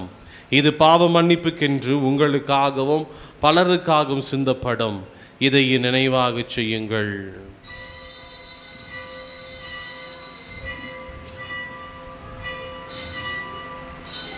நம்பிக்கையின் மறை பொருள்.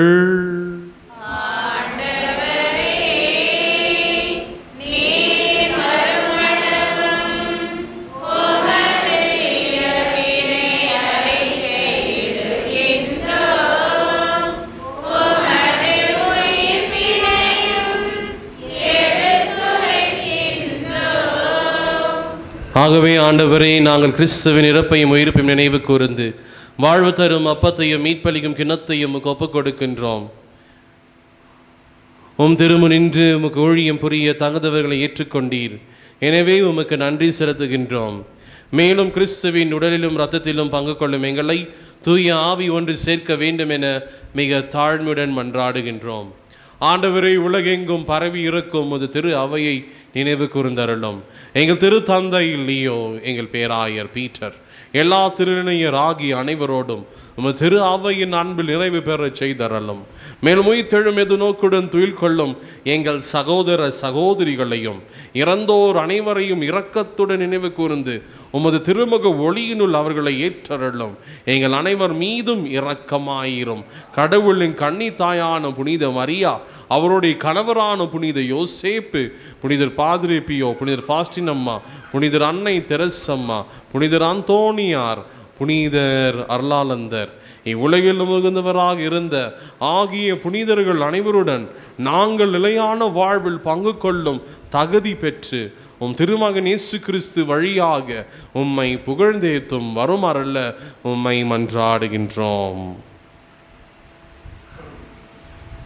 இவர் வழியாக இவரோடும் இவரில் எல்லாம் வல்ல இறைவனாகிய தந்தையே, தூய ஆவியானவரின் ஒன்றுப்பில் எல்லாம் புகழும் ஆட்சியும் என்றென்றும் உமக்கு உரியதே.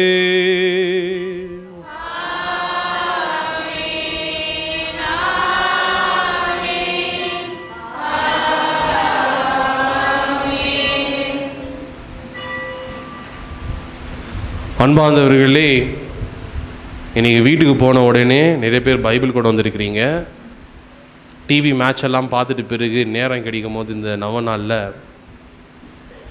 இயேசு கடவுளால் ரொம்ப பிரியமானவர்கள், கடவுளுக்கு ரொம்ப பிடிச்சவங்கள யாராவது ஒருத்தரிடம் கடவுள் அவங்களுக்கு பிடிச்சதை கொடுத்துருக்கிறாரா அப்படின்னு போய் பாருங்க. கடவுளுக்கு ரொம்ப பிரியமானவர்களிடம் கடவுள் அவங்களுக்கு பிடிச்சது ஏதாவது கொடுத்துருக்கிறாரான்னு போய் பாருங்க.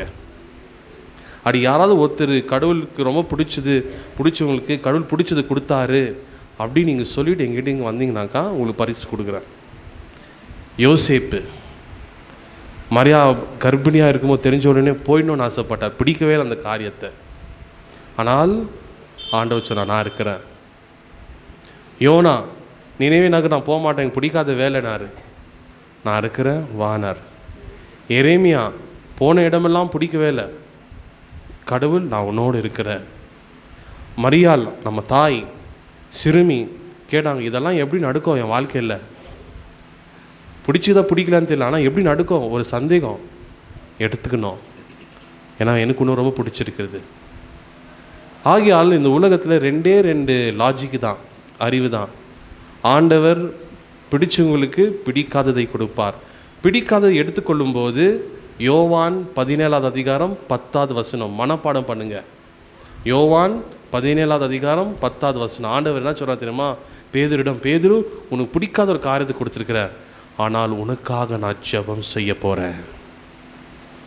பாருங்க, உனக்கு பிடிக்கல, நீ சயின்ஸ் எடுத்துக்கின, நீ இன்ஜினியரிங் எடுத்திருப்ப, நீ ஏதாவது எடுத்திருப்ப, உனக்கு பிடிக்கவே இல்லை, அப்பா அம்மா வற்புறுத்தி உனக்கு கொடுத்துருப்பாங்க, இது எடுத்துக்கோ, அவங்க பக்கத்து வீட்டில்காரங்க அதை எடுத்துக்கிறான் அந்த புள்ள, நீ எடுத்துன்னு செய், உனக்கு பிடிக்கவே இல்லை இந்த சப்ஜெக்டு, நீ எடுத்து படிக்கலாம்.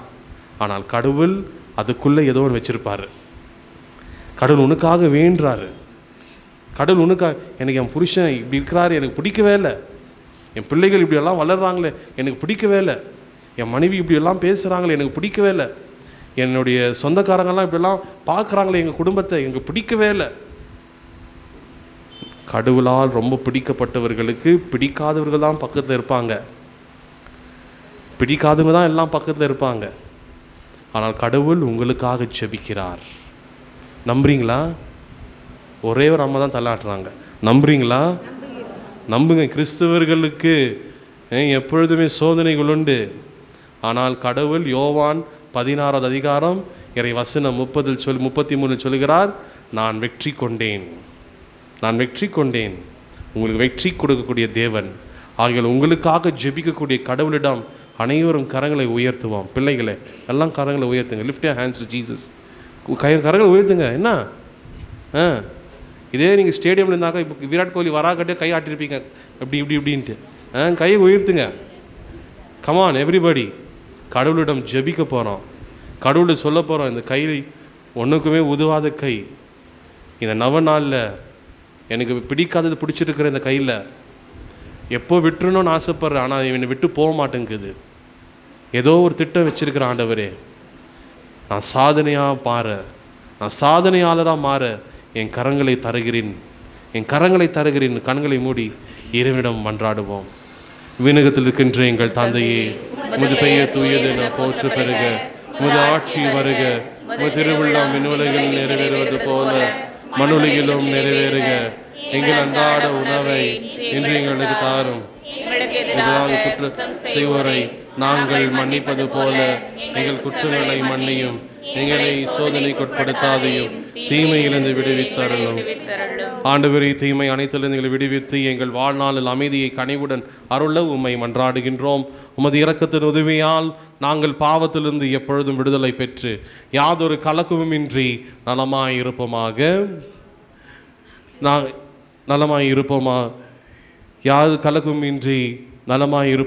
நாங்கள் நோக்கியிருக்கும் பேரின்பத்திற்காகவும் என் மீட்பராகி இயேசு கிறிஸ்துவின் வருகைக்காகவும் காத்திருக்கின்றோம். ஆண்டவரே இயேசு கிறிஸ்துவே, அமைதியை உங்களுக்கு விட்டு செல்கின்றேன், என் அமைதியை உங்களுக்கு அளிக்கின்றேன் உம்முடைய திருத்துதர்களுக்கு மொழிந்தீரே. எங்கள் பாவங்களை பாராமலும் திரு அவையின் நம்பிக்கை கண்ணோக்கி உம் திருவுள்ளத்துக்கு ஏற்ப அதற்கு அமைதியும் ஒற்றுமையும் அளித்தருள்வீராக. என்றென்றும் வாழ்ந்து ஆட்சி செய்கின்றவர் நீரே. ஆண்டவருடைய அமைதி உங்களுக்கும் உங்கள் குடும்பங்களுக்கும் என்றும் இருப்பதாக. ஒருவருக்கொருவர் உறவின் வாழ்த்துக்களை அறிவித்துக் கொள்வோம். உலகின் பாவங்களை போக்கும் இறைவனின் உலகின் பாவங்களை போக்கும் இறைவனின் செம்மறியே, எங்கள் மேல் இரக்கமாயிரும். உலகின் பாவங்களை போக்கும் இறைவனின் செம்மறியே, எங்களுக்கு அமைதி அளித்தருளும்.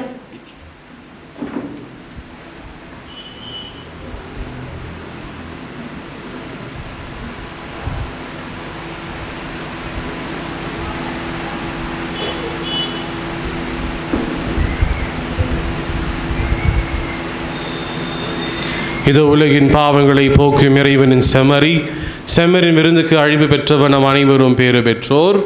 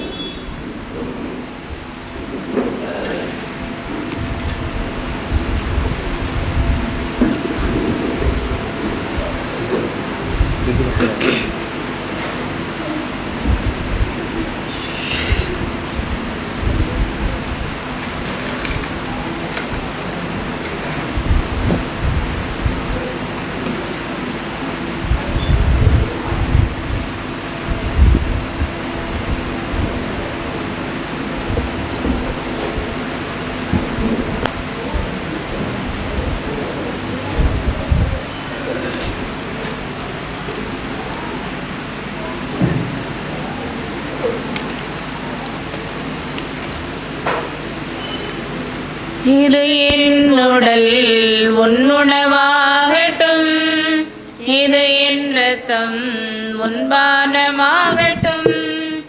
இது என் உடல் உன்னுணவாகட்டும், இது என் இரத்தம் உன்பானமாகட்டும்.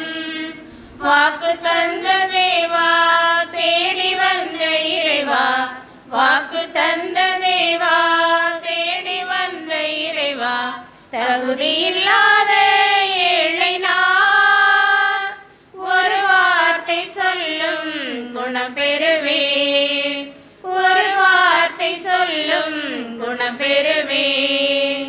இது என் உடல் உன்னுணவாகட்டும், இது என் இரத்தம் உன் பானமாகட்டும். உலகின் ஒளி அது நான் என்றேன், உண்மையின் வழி அது என்னில் என்றேன். உலகின் ஒளி அது நான் என்றேன், உண்மையின் வழி அது என்னில் என்றேன். வாழும் காலம் வரையில் என்னுடன் இருப்பீர், வரையில்லாத அன்பால் என்னுயிர் தந்தீர். வாழும் காலம் வரையில் என்னுடன் இருப்பீர், வரையில்லாத அன்பால் என்னுயிர் தந்தீர். இயேசுவின் நினைவாக செய்திடுவேன், இயேசுவின் நினைவாக செய்திடுவேன். இது என் உடல் உன்னுணவாகட்டும், இது என் இரத்தம் உன் பானமாகட்டும். சுமை கொண்டோரை நீர் வரவேற்றீர், சுகம் காணவே உம் கரம் தந்தீர்.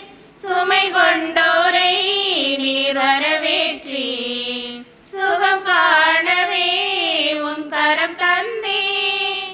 மீண்டும் உந்தன் வரவை எதிர்நோக்கியே ஆருயிராய் உம்மையே இதயம் ஏற்கின்றேன்.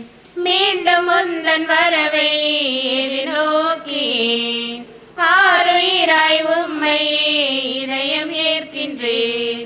இயேசுவின் திருவிருந்தில் மகிழ்கின்றேன், இயேசுவின் திருவிருந்தில் மகிழ்கின்றேன். இது என் உடல் உன்னுணவாகட்டும், இது என் இரத்தம் உன் பானமாகட்டும். உயிர் தரும் உணவே இறைவா, என் உயிருக்குள் உயிராய் வா வா.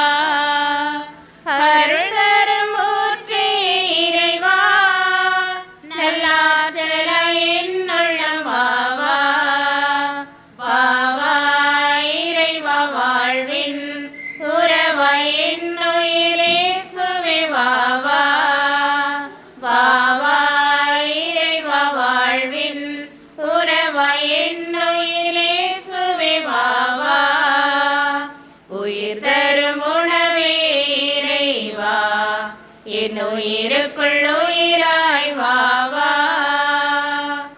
உயிருள்ள விருந்தே என் இறைவா, நலம் தரும் மருந்தாய் எனில் வா வா.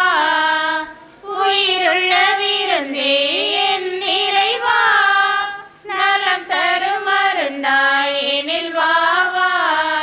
நிரந்தர வாழ்வே என் தேவா, நிரந்தர வாழ்வே என் தேவா. நிம்மதி வாழ்வாயெனில் வா வா, நிம்மதி வாழ்வாயெனில் வா வா. வா வா இறைவா, வாழ்வின் உறவாய் என் உயிரே சுவை வா வா.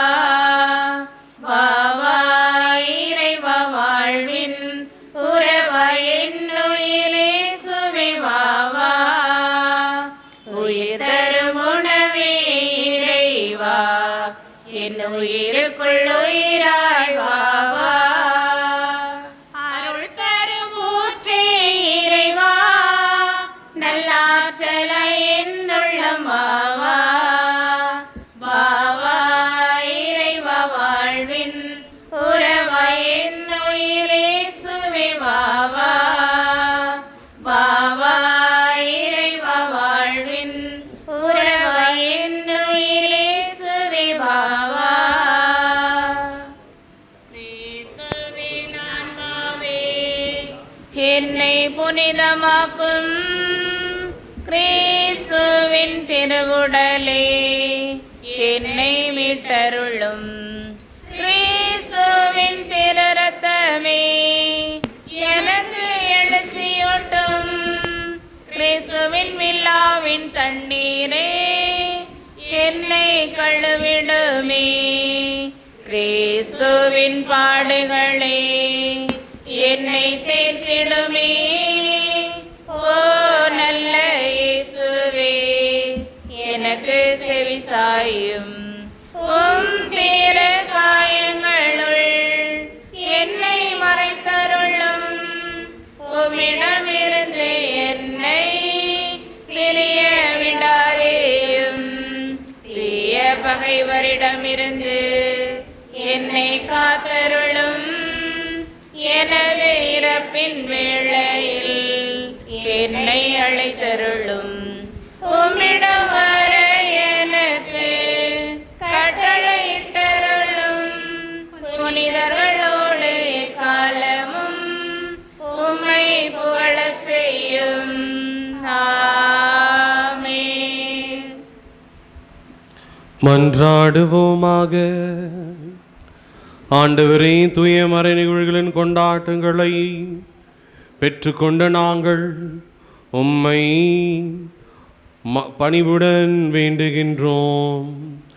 அதனால் தமது நினைவாக நாங்கள் செய்யுமாறு உம் திருமகனின் கட்டளைகளை எங்களை அன்பில் வளர்ச்சிக்கு இட்டு செல்வனவாக எங்கள் ஆண்டவராக கிறிஸ்து வழியாக உம்மை மன்றாடுகின்றோம்.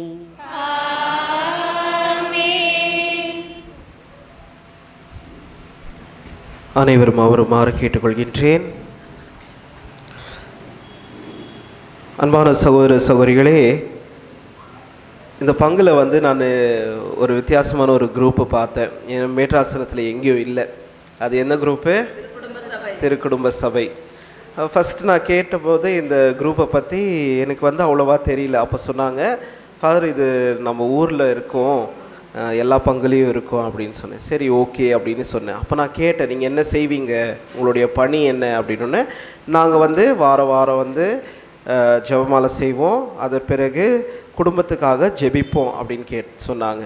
அதன் பிறகு யாரெல்லாம் இதில் உறுப்பினர்களாக இருக்கின்றார்கள் என்று பார்க்கும்போது திருமணமான பெண்கள், மேரிட் லேடிஸ், அவங்க கல்யாணம் ஆகலைன்னா அவங்களுக்கு மெம்பர்ஷிப் கிடையாதான் இந்த குரூப்பில். ஸோ அப்படி இருக்கும்போது இது ஒரு வித்தியாசமான இருந்துச்சு, நமக்கு முதல் முறையாக இருந்தது.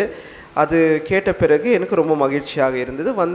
அவங்க ஜெபம் செஞ்சுட்டு அப்புறம் ஆண்டவரை போற்றி அதே போல் எல்லா குடும்பத்துக்காகவும் ஜெபிக்கும் கடமையை அவர்கள் பெற்றிருக்கின்றார்கள். வெறும் அவங்க குடும்பத்துக்கு கொண்டு இல்லை, மாறாக எல்லா குடும்பத்துக்கும் ஜெபிப்பதற்காக அவர்கள் ஒன்று கூடி ஆண்டவரிடம் ஜெபித்து ஆண்டவருடைய ஆசிரை பெற்று இந்த எல்லா குடும்பமும், அக்ராரத்தில் இருக்கிற எல்லா குடும்பமும் ஒரு புனிதமான குடும்பம், ஒரு திருக்குடும்பமாக மாறிட அவர்கள் ஜெபிக்கின்றார்கள்.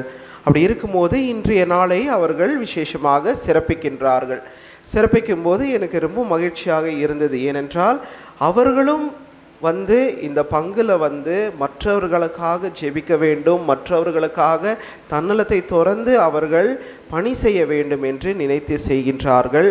அதே போல ஒவ்வொரு வாரமும் ஞாயிற்றுக்கிழமை சாயந்தரம் அவங்க ஒன்று கூடி ஜெபம் செய்து பிறகு அவர்கள் வீட்டுக்கு விடை பெறுவார்கள். அவ்வாறாக இருக்கின்றார்கள். இன்றைய நாளை சிறப்பித்த அவர்களுக்காக என் நன்றியை தெரிவித்துக் கொள்கின்றேன்.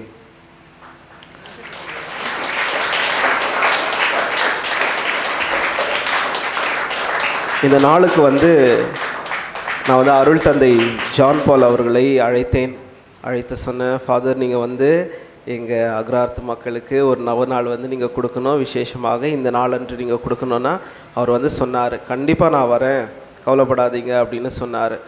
அருள் தந்தை ஜான் பால் அவர்களை பற்றி சொல்லணும் என்றால், அவர் நான் பாம்பேக்கு போன உடனே அங்கே இருந்தார். எனக்கு சீனியர், அவர் 5 வருஷம் சீனியர். அவர் அப்படி இருக்கும்போது அவர் எப்போவுமே எனக்கு ஊக்கம் கொடுக்குவார், உற்சாகத்தோடு பேசுவார், ஆண்டவரை பற்றி பேசுவார். எப்படி நாம் அன்பில் நிறைந்திருக்க வேண்டும், வல்லமையில் நிறைந்திருக்க வேண்டும், தூய ஆவியானவரோடு வல்லமையில் நிறைந்திருக்க வேண்டும் அப்படின்னு எனக்கு எப்போவுமே ஊக்கம் கொடுக்குவார். எனக்கு ஒரு ஆன்மீக குருவாக இருந்தார். எப்போவுமே ஒரு அண்ணனாக இருந்து குருவானவர் ஆன பிறகு ஒரு ஆன்மீக குருவாக இன்றைக்கி கூட அவர் இருக்கார். எனக்கு எதனா பிரச்சனை எதனா இருந்தாலும் நான் வந்து அவருக்கு தான் வந்து ஒரு ஃபோன் பண்ணி, ஃபாதர் இப்படி இருக்குது, எப்படி செய்யணும் அப்படின்ட்டு நான் வந்து அவருடைய ஆலோசனையை கேட்பேன். அவராக இவ்வளோ நாளாக ஒரு நல்ல நண்பனாக, ஒரு அண்ணனாக இருந்து நம் வருகைக்கு அவர் வந்து ஓகேன்னு சொல்லி நமக்காக வந்து ஒரு நல்ல ஒரு திருபலி ஆற்றி நல்ல ஒரு மறையுரையை கொடுத்து நமக்கு ஆசிரை வழங்கியிருக்கின்றார். உங்கள் அனைவரும் சார்பாகவும் என் சார்பாகவும் இந்த திருக்குடும்ப சார்பாகவும் நான் அவர்களுக்கு என் மனமார்ந்த நன்றியை தெரிவித்துக் கொள்ள விரும்புகின்றேன். Thank you father. அருள் தந்தை அவர்களை முன் வருமாறு கேட்டுக்கொள்கின்றேன். இந்த பொன்னாடை மூலமாக நாம் அவரை கௌரவிப்போம்.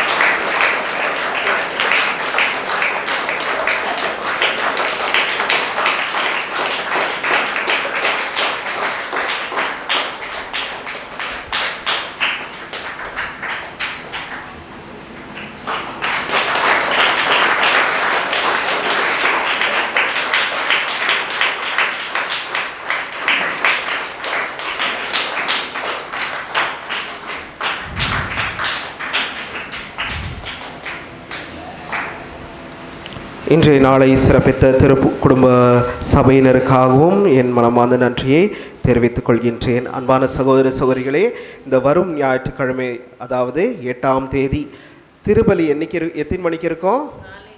காலையில் இருக்கும். காலை திருபலி தான் இருக்கும். மாலையில் நற்கருணை பவனியாக இருக்கின்றது. அது எத்தனை மணிக்கு?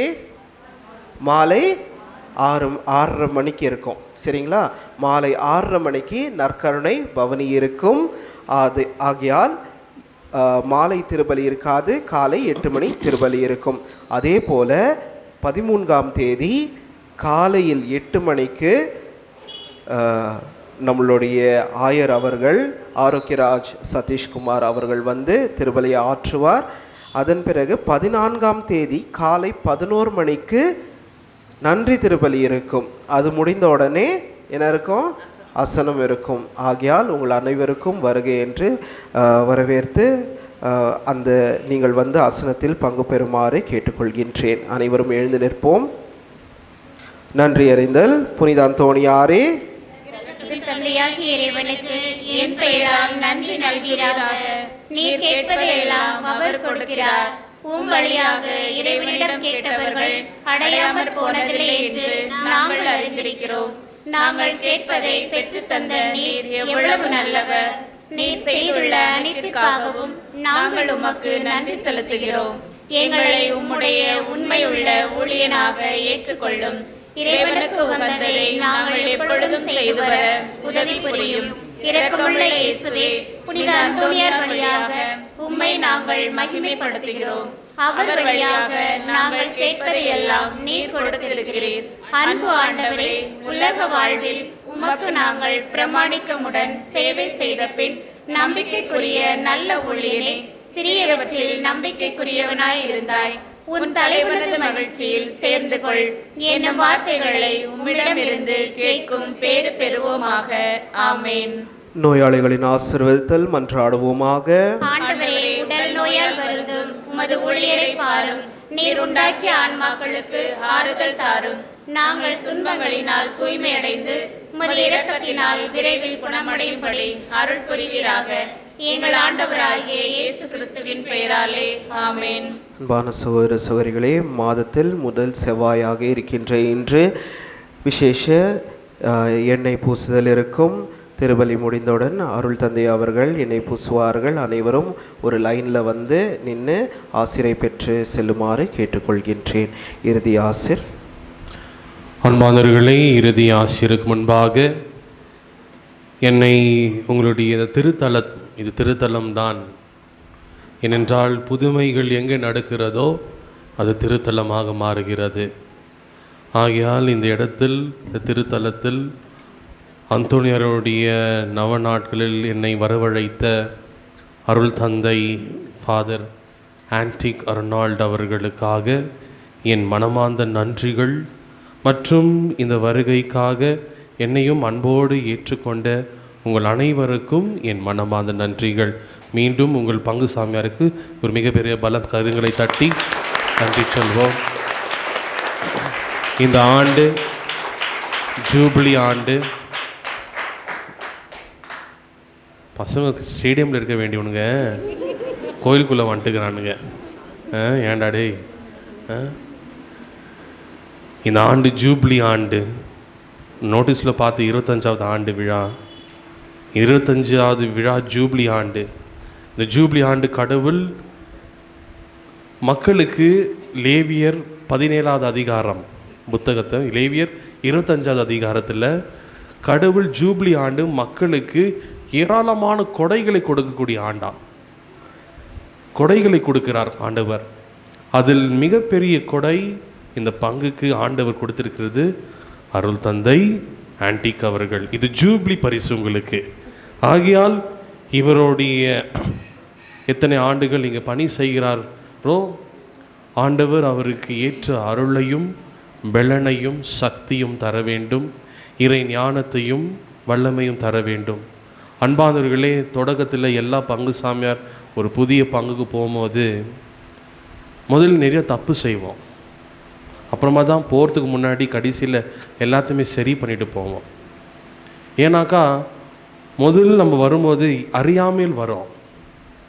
மக்களுடைய ஆதரவால், மக்களுடைய ஜெபத்தால், மக்களுடைய பாசத்தால் ஒவ்வொரு குருவானவரும் எடுக்கக்கூடிய முயற்சி என்னன்னாக்கா, போகிறதுக்கு முன்னாடி இந்த ஆலயத்தில் நான் ஒரு சிறந்த குருவானவராக செல்லணும்.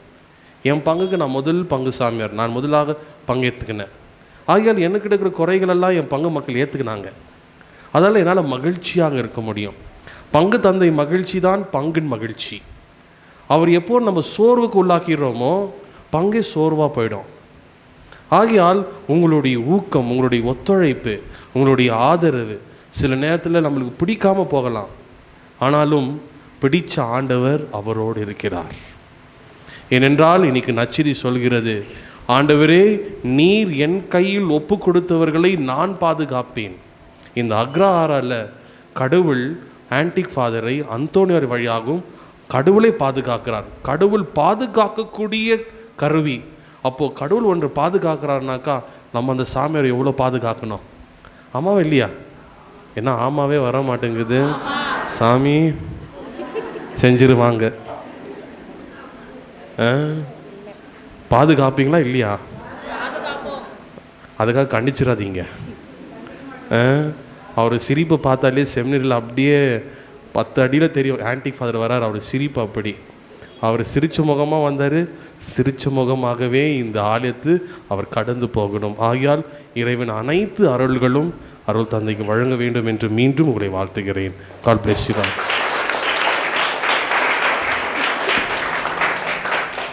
கண்டிப்பாக பக்கத்தில் எதுவும் ஸ்டேடியம் இல்லைன்னா போயிருப்பானுங்க. இல்லை ஒருவேளை கைத்தட்டி சீக்கிரம் முடியா போனோம் வீட்டுக்கு. அங்கே விராட் கோலி என்ன பண்ணுறாரு, தவிக்கிறேன் நான் இல்லாமல் தவிக்கிறாரு அங்கே விராட் கோலி. நான் அங்கேருந்து பார்த்து கோலின்னு சொல்லும்போது அப்படியே கண்டிப்பாக இன்றைக்கி பெங்களூர் ஜெயிச்சிடும், கொல்லப்படாதீங்க. ஆண்டவர் உங்களோடு இருப்பாராக.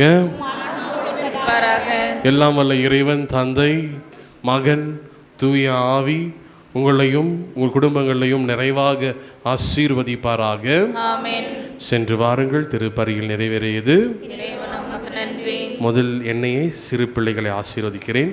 உம்மை நான் காண வேண்டுமே இயேசுவே, உம்மை நான் காண வேண்டுமே.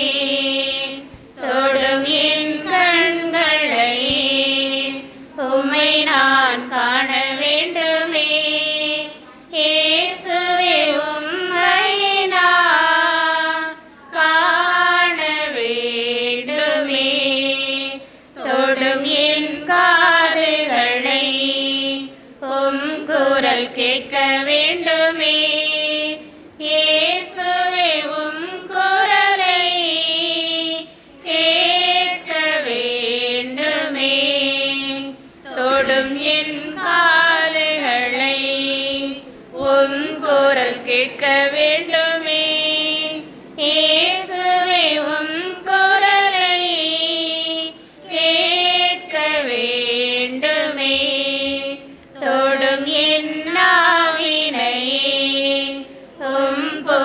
பாட வேண்டுமே.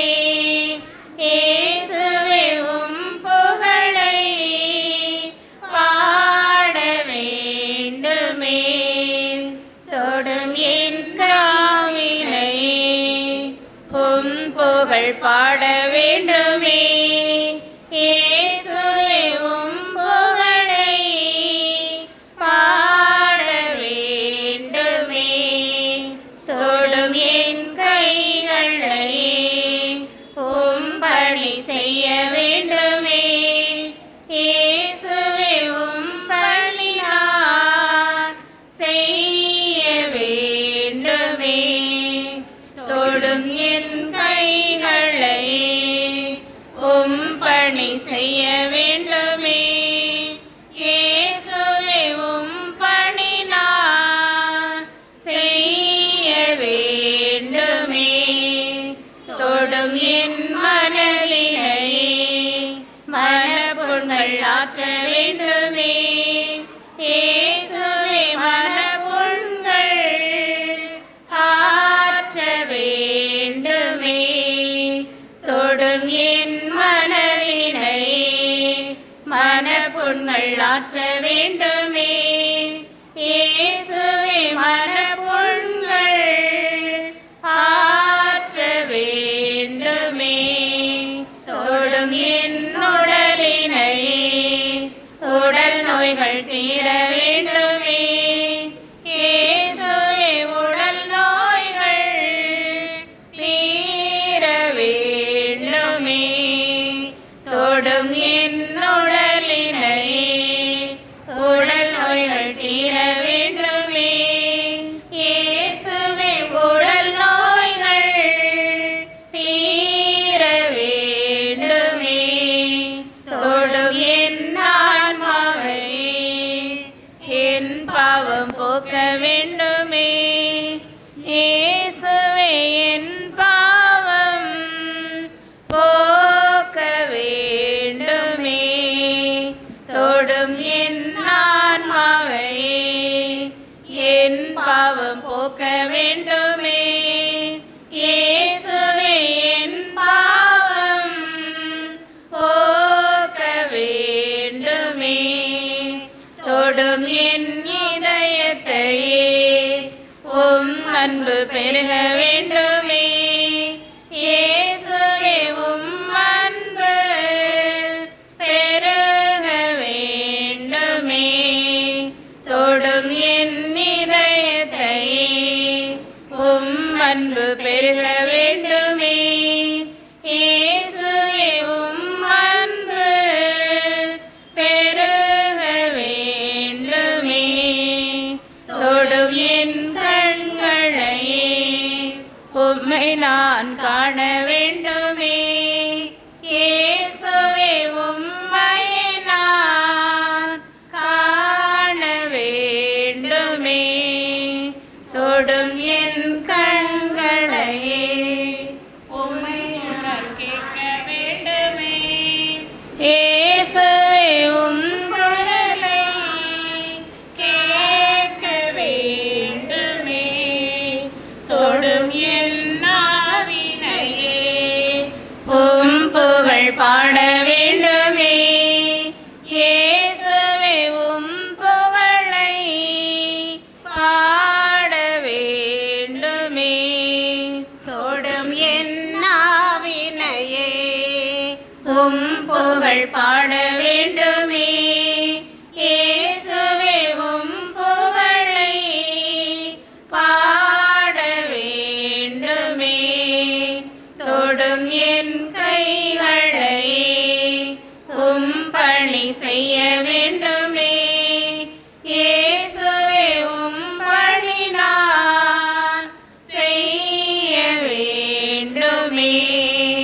தொடும் என் கைகளை உம் பணி செய்ய வேண்டுமே.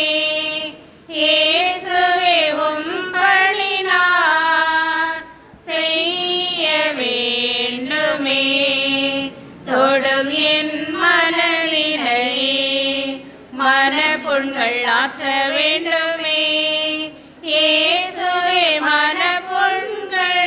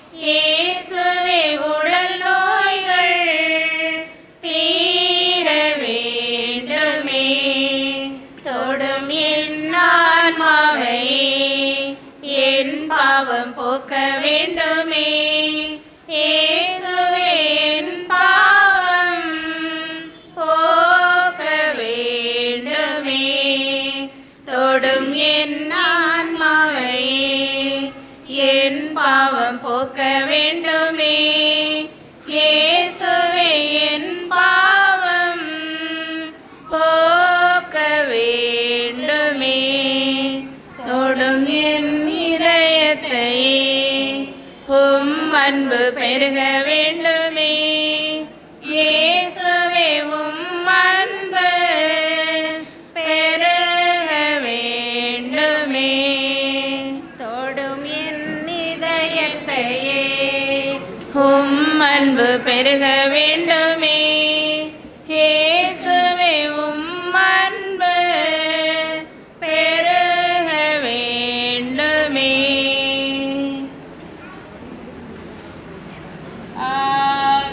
ஆவியானவரே அன்பினால்